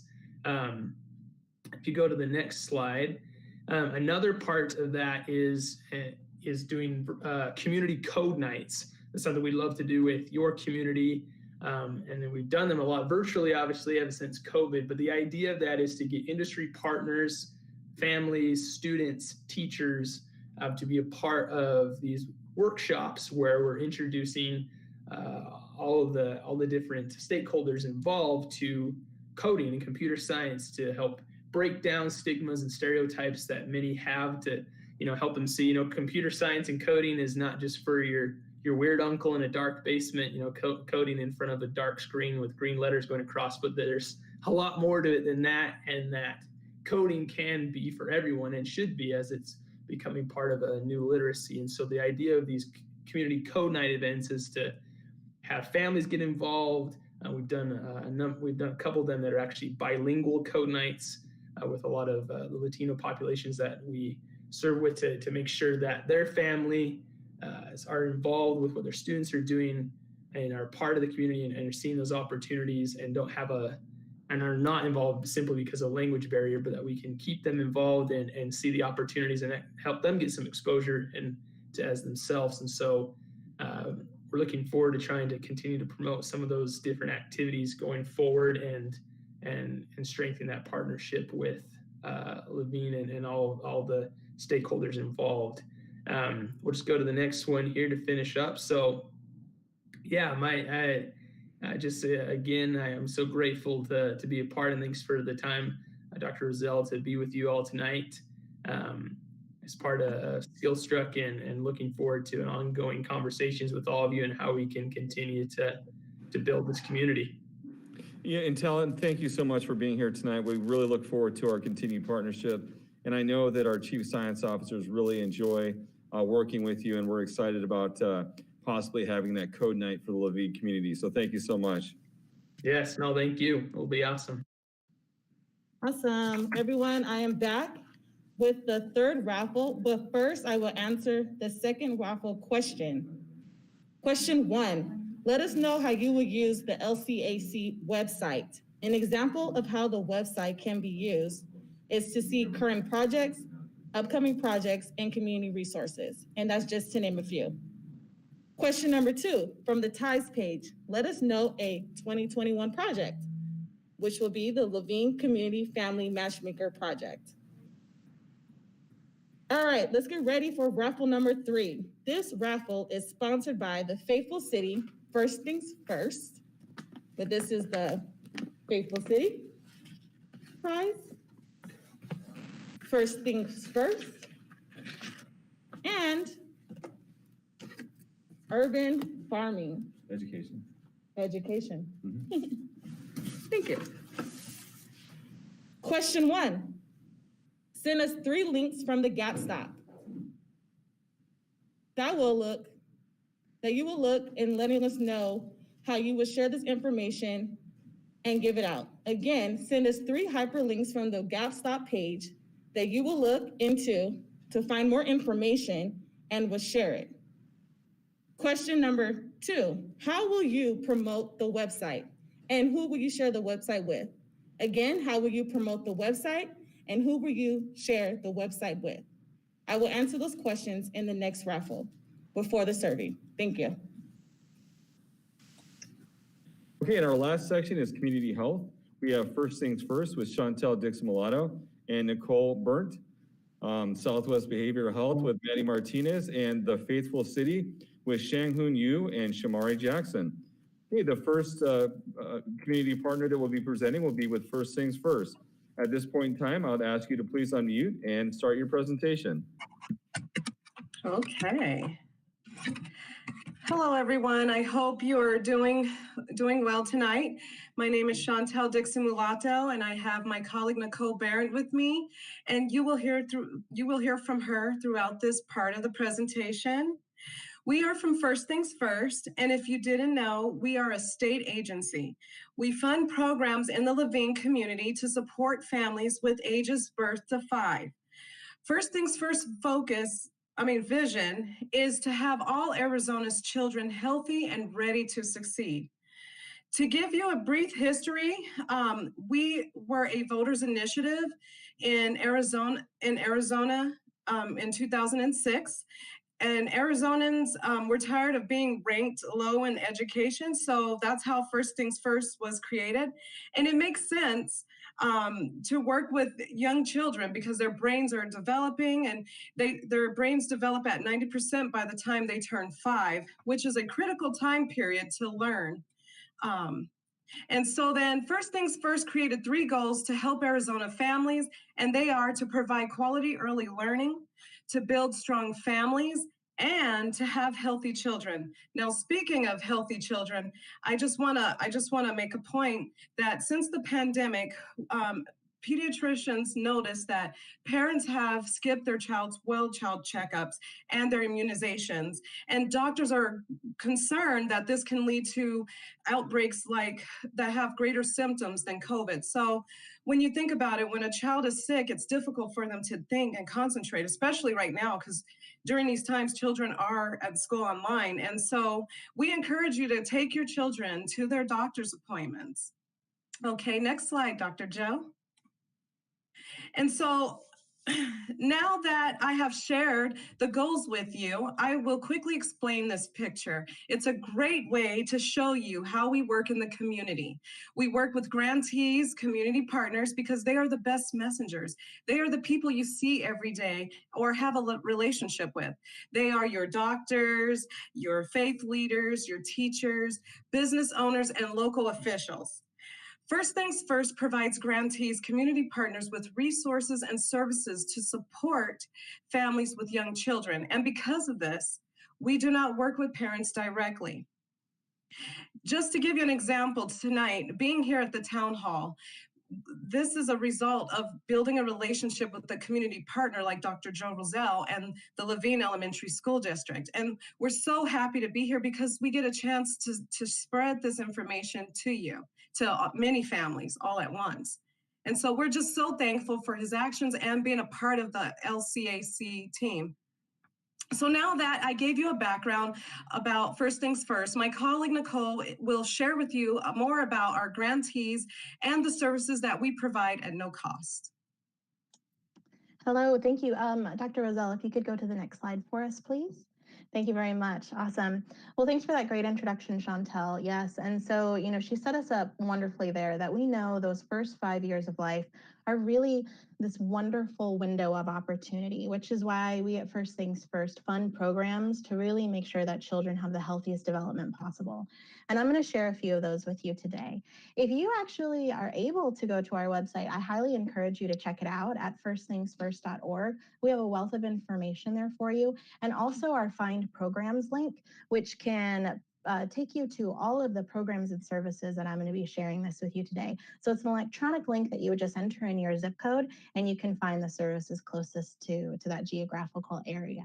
So one program that I want to highly focus on is our preventive health programs, and one of them being our dental strategy, because we want to make sure that children have clean, healthy teeth as they grow, and also pregnant and expectant mothers.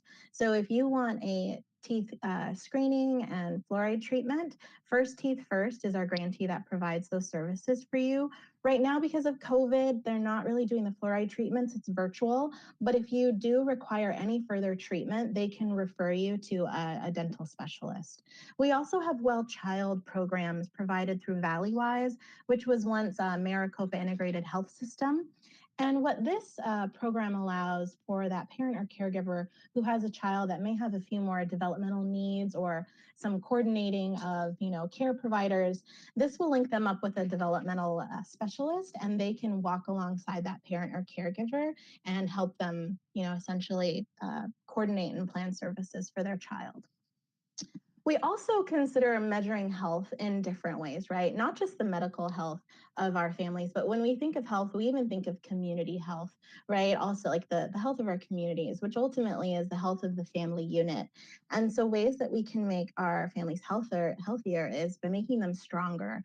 And we do that through various programs available in Laveen. One is through the Phoenix Families First Center. And this center is located at Cesar Chavez. And this center is providing parenting education activities, resource and referral to information, and just like a general space of coordination, collaboration, and really supporting those families. I just took a look at their calendar today just to kind of give you an idea of some of the events that they have going on now. And all of that is virtual, to keep safety in mind. One of them they have up and coming is the grab and go activity. So they're going to be building a snowman on virtual platform together. They've also have kinder boot camps to get your little ones ready for kindergarten, building those skills early. Also music and movement, and even the 9 elements of positive parenting. So you can just see the diversity of programming that they will offer you as a family member of a young child. And we also have our Birth to 5 Helpline, which is a great resource. It's a statewide resource that you're able to call into. So it's a phone resource and ask any question that you might have about your child's development, sleep routine, behavior, and anything having to do with early childhood, right? And this is a great resource for new parents and also parents that have multiple children, because children don't come with manuals, not all of them are the same. They might have different needs. So this resource is really fabulous. I also wanted to clip along a little bit and talk about our strategies for strengthening early childhood education and our goal of really making sure that all childcare centers and homes in Arizona are providing education at quality levels for our young learners. And you're able to find, as a parent or caregiver, on our qualityfirstaz.com website, essentially local childcare centers and homes in your Laveen area. So where are these centers and homes located that are providing that quality childcare setting for your children? And then also some checklists and things to consider even before you visit the center. What questions to ask while you're there? Also what to look for, how to identify quality and make sure that you're finding the perfect center or home for your child. We also have, as a parent or caregiver, if you wanted some professional development, I know there were some educational speakers today, but I would like to point out that we have professional development scholarships through the Arizona Early Childhood Workforce Registry, meaning if you were interested in, learning more about how to care for little learners and get your certificates and developmental associates, please take a look at the registry and see how you can go about getting scholarships and your tuition paid for. So I know that was a lot to go through, and I know we were trying to clip along. I highly encourage you to visit firstthingsfirst.org. There's also our contact information here. You can always reach out to Chantel or myself. I know Chantel, I think, has one more thing to say before we let you go, and I promise it is quick, but thank you for your time. Thank you, Nicole. So just to sum up everything,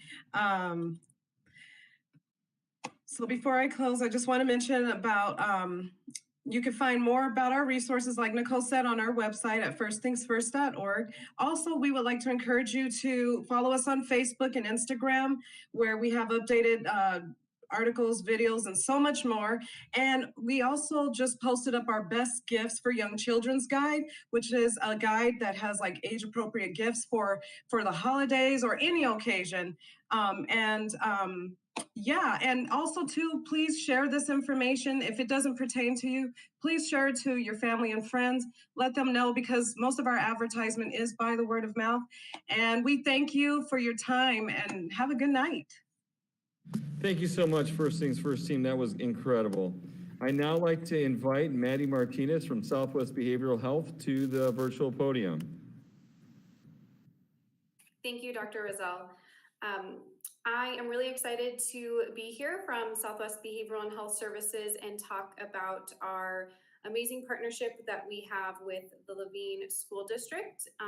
I am the school-based lead clinician for our school-based program, and I'm going to be talking a little bit more about that. And then I will be passing it over to my colleague Shamari, who's going to talk about a couple of other programs that we have. So if you can go to the next slide, please.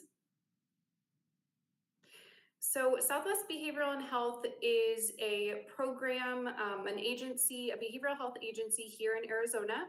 We provide a large array of services ranging from residential all the way to our outpatient clinics, and our school-based program is an extension of our Erickson outpatient clinic. So we provide school-based on-site behavioral health services, and the idea behind this was to break down some of the barriers and to accessing services, behavioral health services, by being located right on campus, being another added support on there to support students in their learning and just their overall general health and well-being. You can go to the next slide, please. Thank you. So our services, we cover all 9 of the Laveen schools. We have clinicians that are assigned to each of those schools. And so any of the students within the Laveen School District are eligible for services. You see here a very short list of some of the more common reasons that we see students being referred for behavioral health services or seeking services. Definitely school-related concerns come up quite often, but really anyone who is in need of additional support, behavioral support, is eligible for services. Obviously right now with the pandemic and everything going on with virtual learning and all of the changes with our students, we know that the need is rising. And so any student who is struggling and needs that extra support is eligible to receive services through us at one of those Laveen schools. We also obviously have our outpatient sites that are nearby, that if there's a family member or a friend of one of our students in Laveen, we do our best to get them connected there. We are a access provider, so we primarily see students who have access insurance, but we do now have options for seeing students who may have private insurance or who do not have any type of insurance coverage. We have different block grants and opportunities that we can work with families to make sure that everyone has access to our services. If you can go to the next slide, please. So here are a list of some of the services that we provide. We provide client-centered and strengths-based individualized services. So obviously the on-campus, on-site individual, family, and group therapy. We also have options for additional services for family members out of our outpatient. So if there's parenting support groups or parenting educational groups, we can get them involved in that. We provide services through what's called a child and family team process. And so that is a big reason why we're on campus as well, is including in the school staff, teachers, administrators, whoever is a support to the student, we want to bring them alongside and create a team of support for that student in need. So really working closely with the school on those things, providing community resources, and we also just became integrated. So all of our sites have, all of our outpatient sites have primary care services that our clients can also access, as well as full psychiatric services if someone is looking for medication management and anything related to that. We have those as well. And right now, with virtual learning, we are primarily through telehealth to maintain, the guidelines, but we can provide in-home and community-based services on an as-needed basis to make sure that we're meeting the need of each student. You can go to the next slide, please. So how to get started. So as I mentioned, each school has an assigned clinician. So the best place to start is by reaching out to the school if there is a need for a student to get connected to our services. The school counselor at each school is the primary contact, and they have the referral forms that need to be filled out. It's a basic referral form with some general information so that we can get in contact, a little bit of information about what's going on and what the need is, and then making sure that they've made contact with the family and are aware of the referral, and then they will send it over to us. We will take that information and our clinicians will reach out directly to the family. So if there's any need at all, make sure you're connecting with the schools and talking with the school counselor to get connected to us. If there's any additional questions on our specific services, my information is going to be at the end of our presentation, but I'm going to pass it over to Shamari Jackson.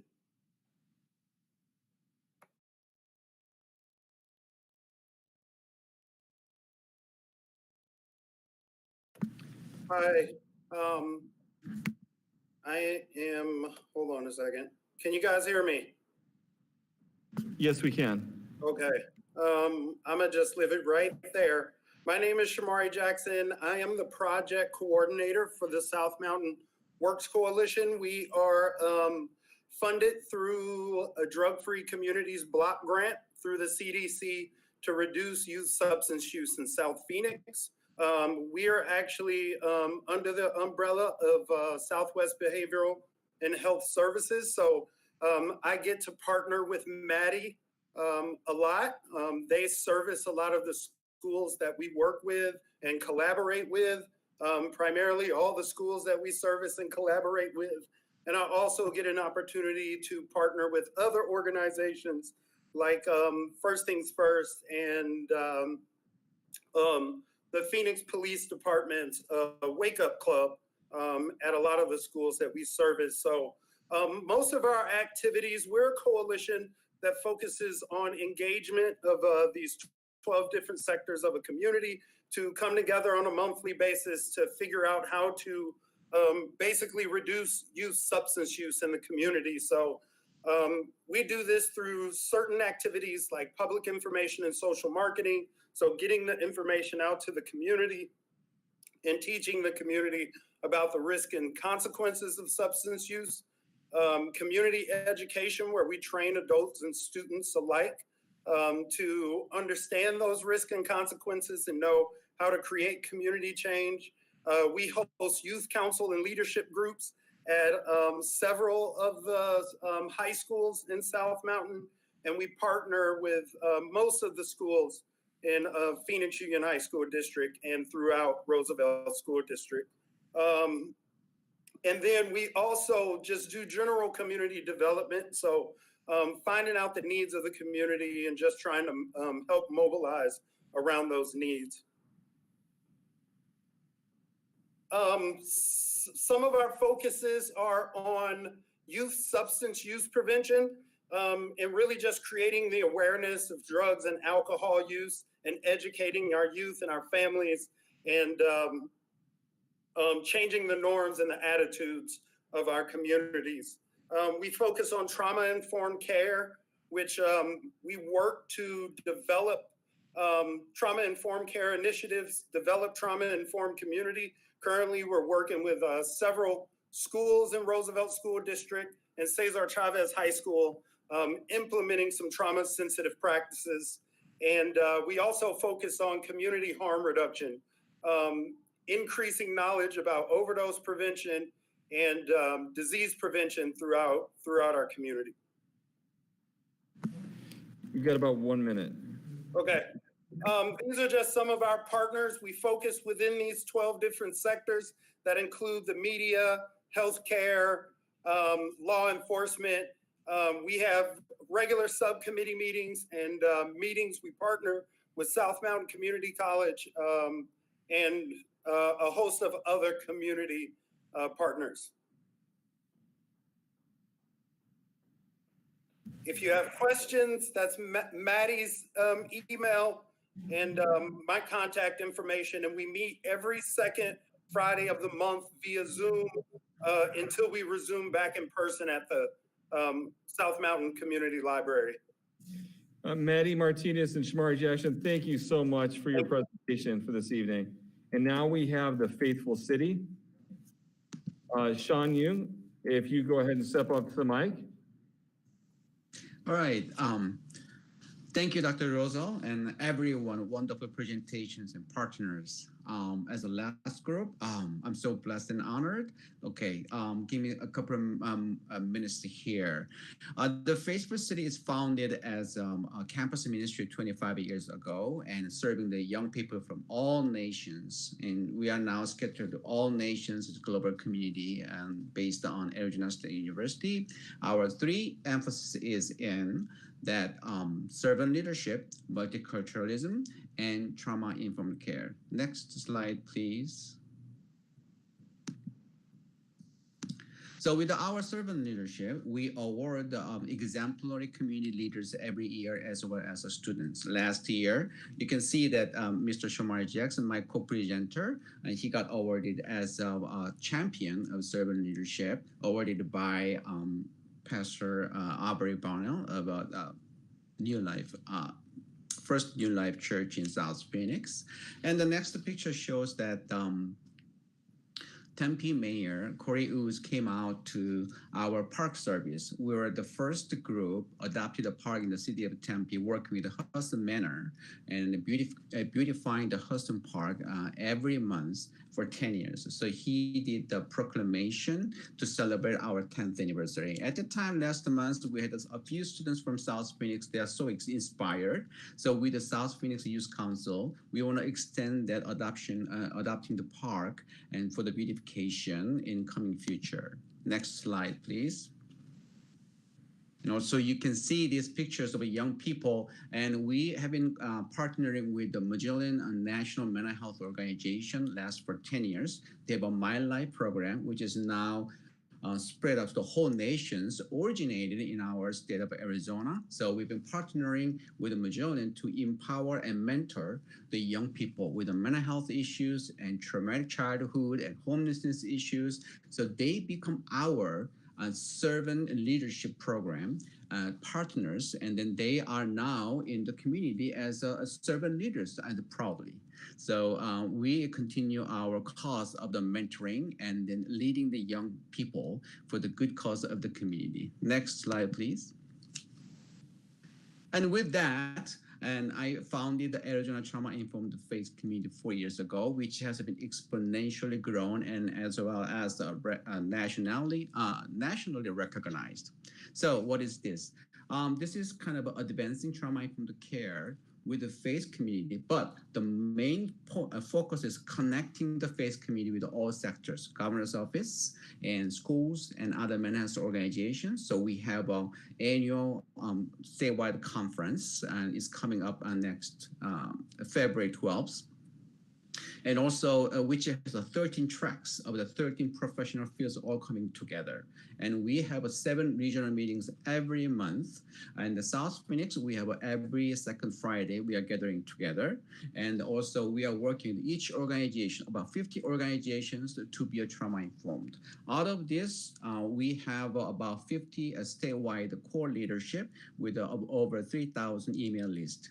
So hopefully that we can more reach our churches and synagogue and mosque in the South Phoenix area. Next slide, please. And it simply shows all the activities we have been doing, and actually it also shows that the ACES Summit. I'm the board member of the ACES Consortium in Arizona, and we invite Dr. Bruce Perry 2 years ago, working co-partnering with the Governor's Office of Youth, Faith, and Family as a statewide conference. Dr. Rosa, next slide, please. And also I'm serving the South Mountain Coalition, Works Coalition as a vice chair. So Mr. Shomari Jackson and me, we have been working together several years in our area. And actually with our all pilot program that Shomari already kind of explained a little bit, we got the grant from the Vitalist Health Foundation. And so we are kind of excited to build a whole South Mountain area as a trauma-informed community with a healthy and resilience program. So Mr. Shomari gonna explain that with a couple of next slides. Thank you again, Sang-Hoon. I appreciate it. Let me see if my camera is working. There we go. So as Sang-Hoon said, we were funded through a Vitalist Health Systems Change grant that gave us an opportunity to work with the Arizona Partnership for Healthy Communities, Vitalist Health, and some of our own community partners like Southwest Elementary, the Faithful City, and the coalition, the South Mountain Works Coalition.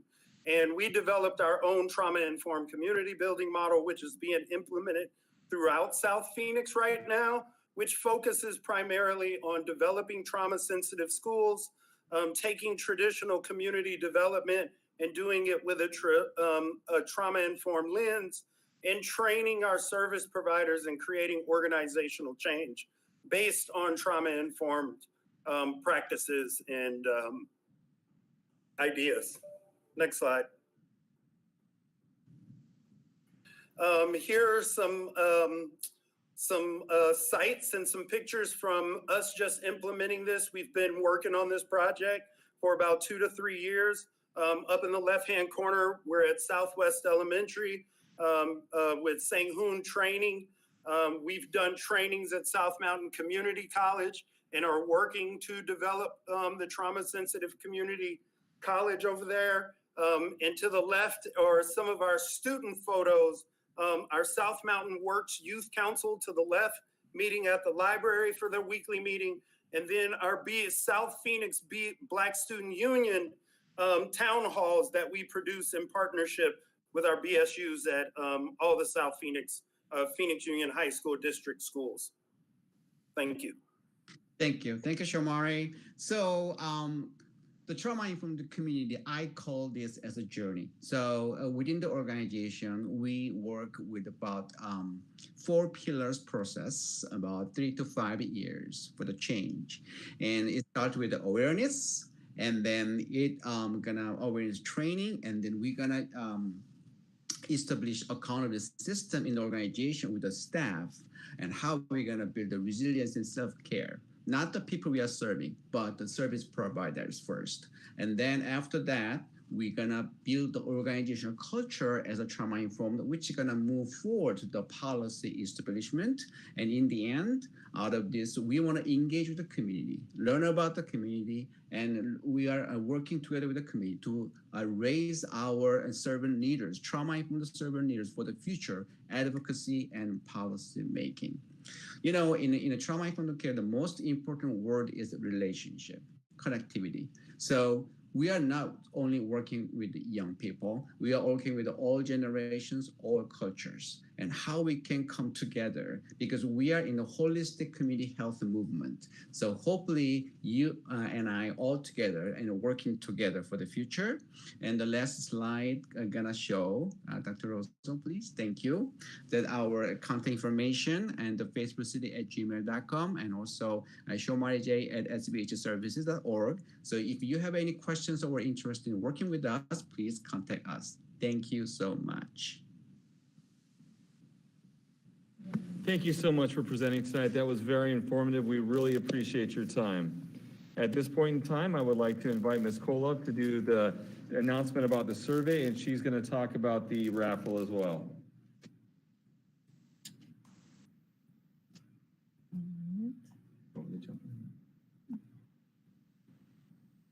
All right. So I'm going to go over the third raffle and the questions to that. So we asked you to send us 3 hyperlinks from the Gap Stop that you will look into knowing more information about and will share.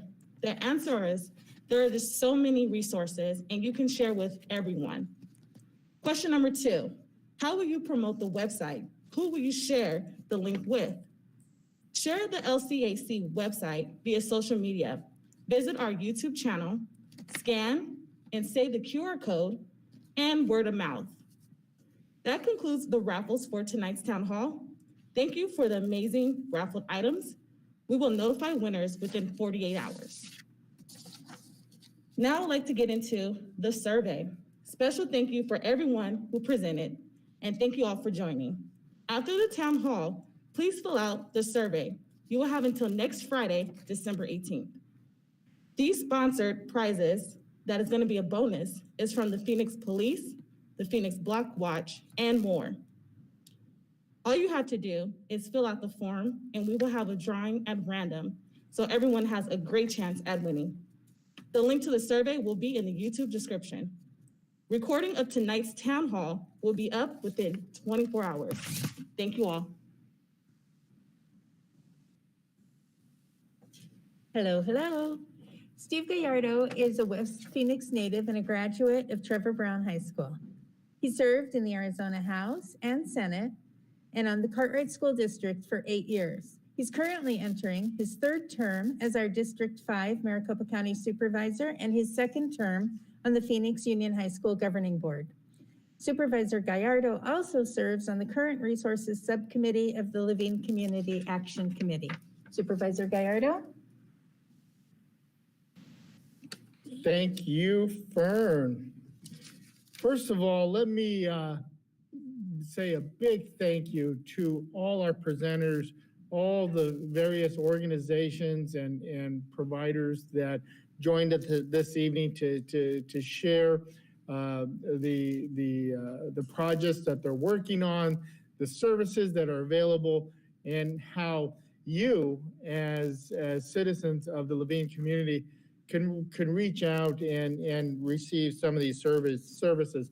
I do want to say a couple of thank yous because if it wasn't for this great group of folks coming together and really working hard to provide this virtual town hall, that today may not have been possible. I do want to say a thank you to Dr. Jeff Sprout, our superintendent of Laveen School District. Thank you so much for participating and being part of this town hall.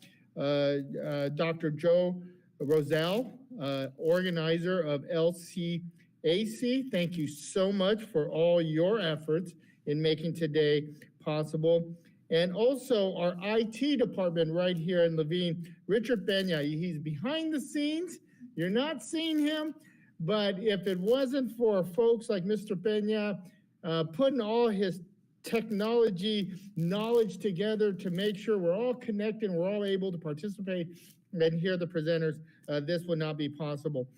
I do want to just say this, and one of the things that I come to find out as a county supervisor is just talking to folks. There are so many individuals, family members, friends that face tremendous challenges economically, socially. There's tremendous need out there. And how do we connect folks to services that are already available, that they may be eligible for? They just don't know about it. We haven't been able to connect with them yet. And one of the things that I've done in Maricopa County is how do we get outside of the downtown area? Let's get into the community. Let's start talking to folks. Let's get them engaged, and let's start sharing some of the information we have and provide that to the community. In the midst of this pandemic, the COVID-19 pandemic, it has changed everything we do. Tonight alone, we're having a virtual town hall. This is how we are working to communicate with our families out here in Laveen. Many families right now are looking to see, hey, how can I not only learn more about the services that are provided, but how do I help perhaps a neighbor or a family member or someone that goes to their church that may need help? And how do I connect them? Well, this is how we connect them. The Laveen Community Action Committee was organized specifically for that purpose. How do we connect people to services? Let it be the city of Phoenix. Let it be Maricopa County. Let it be the state of Arizona. Maybe a federal program, or maybe a nonprofit or a church that is providing services. How do we connect them? The services are there. We just need to be able to connect families and friends to these services that would be helpful, that will help a family navigate not only through a pandemic, but sometimes just through some difficult times. One of the things that we work on really close in Maricopa County is the issue of domestic violence. How do we help some of our family members and friends that might be in a tough situation right now and have no idea where to go, have no idea where to turn? They may feel a little embarrassed, they may be a little ashamed, they may be trying to keep it a secret. Our message in Maricopa County when it comes to the issue of domestic violence is we're here to help. We're here to be able to provide this type of resource for you if you're in a tough situation. Or let it be the issue of just COVID-19, something that we're all having to deal with. COVID-19 has changed everything we do on how we operate in our workplace, how we operate at home, how do we work with our school children. It has changed everything. And what we have seen so far are cities, school districts, the county, the state, all working together in a partnership to be able to not only provide services to families, but even help them through this pandemic. And that's what the Laveen Community Action Committee is all about.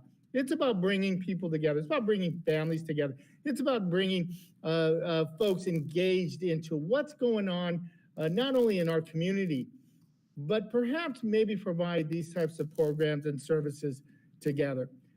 Yesterday, I participated in a West Valley Mayor's meeting. 20 mayors across the valley coming together to talk about one issue: homelessness. How do we address the issue of homelessness, not only just in Phoenix or in downtown Phoenix, but from a regional concept? Regional issues require regional solutions. It's about partnership. It's about working with all the different cities coming together. And it's about bringing organization. Maricopa County, we work with around 130 different nonprofit, faith organizations, governmental entities. We work with around 130 just to deal with homelessness. So how do we now navigate through all that? How do we bring everyone together to be able to address the issue of homelessness? How do we get families on the path of permanent housing? For those that are just struggling to make ends meet and pay their rent or their mortgage, how do we help them just get through that period in their lives where they need assistance? That is what the Laveen Community Action Committee is all about. It is about bringing people together. It's about working with nonprofits and faith organizations and churches. It's about working with governmental entities to solve the problems that families may be facing. But we do it together. That old slogan of it takes a village. Sometimes it does take a village. It's everyone coming together, working together. So I'm hoping that everyone here that has joined us this evening takes it upon themselves to encourage others to be part of the Laveen Community Action Committee, to be able to bring more folks together, to be able to spread the word. If you go to the QR code, and I think they're going to show it. Are they not going to show it? Is it up? Okay, so if you go to the QR code, you'll be able to go to the website for the CLAC, or you can even go through the Facebook and friend the organization. There's a Facebook account. Can't have an organization without a Facebook account. We have a Facebook account.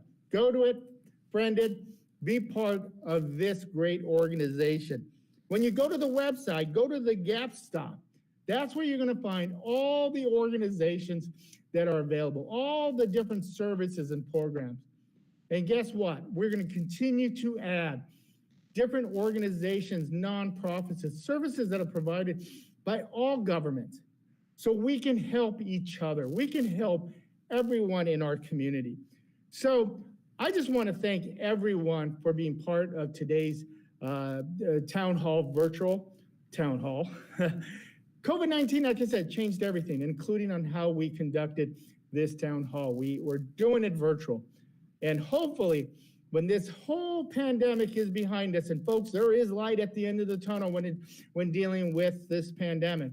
When this is all done and we're back to normal living, and we're able to come together as a community, we will hopefully have our next town hall in a live person setting. But until then, let's continue to work together. Let's continue to spread the word. Let's continue to bring more folks to be engaged in LCAC, because the more folks that are involved, the more organizations, the more people working together, we just make Laveen community that much stronger. It's about leadership. It is about making each other stronger. It is about supporting each other. And that's what this organization is all about. So I encourage you to pass on the website. I encourage you to go to the Facebook page, like the Facebook page for LCAC, and be part of this organization, helping your family, your neighbors, your friends. Let's be able to support each other by introducing others to this great organization. With that, I will turn it back over to I'll tell you what, Supervisor Gardner, Okay. that was absolutely worth the wait. Thank you so much. At this point in time, I want to thank my co-hosts again, Fern Ward and Shayla Cole. I also want to thank Richard Pino for doing an incredible job of keeping us up and running at that time. So you can go ahead and crowd in here with us. Okay. Let's go ahead and wave everyone a goodbye. Thanks, folks.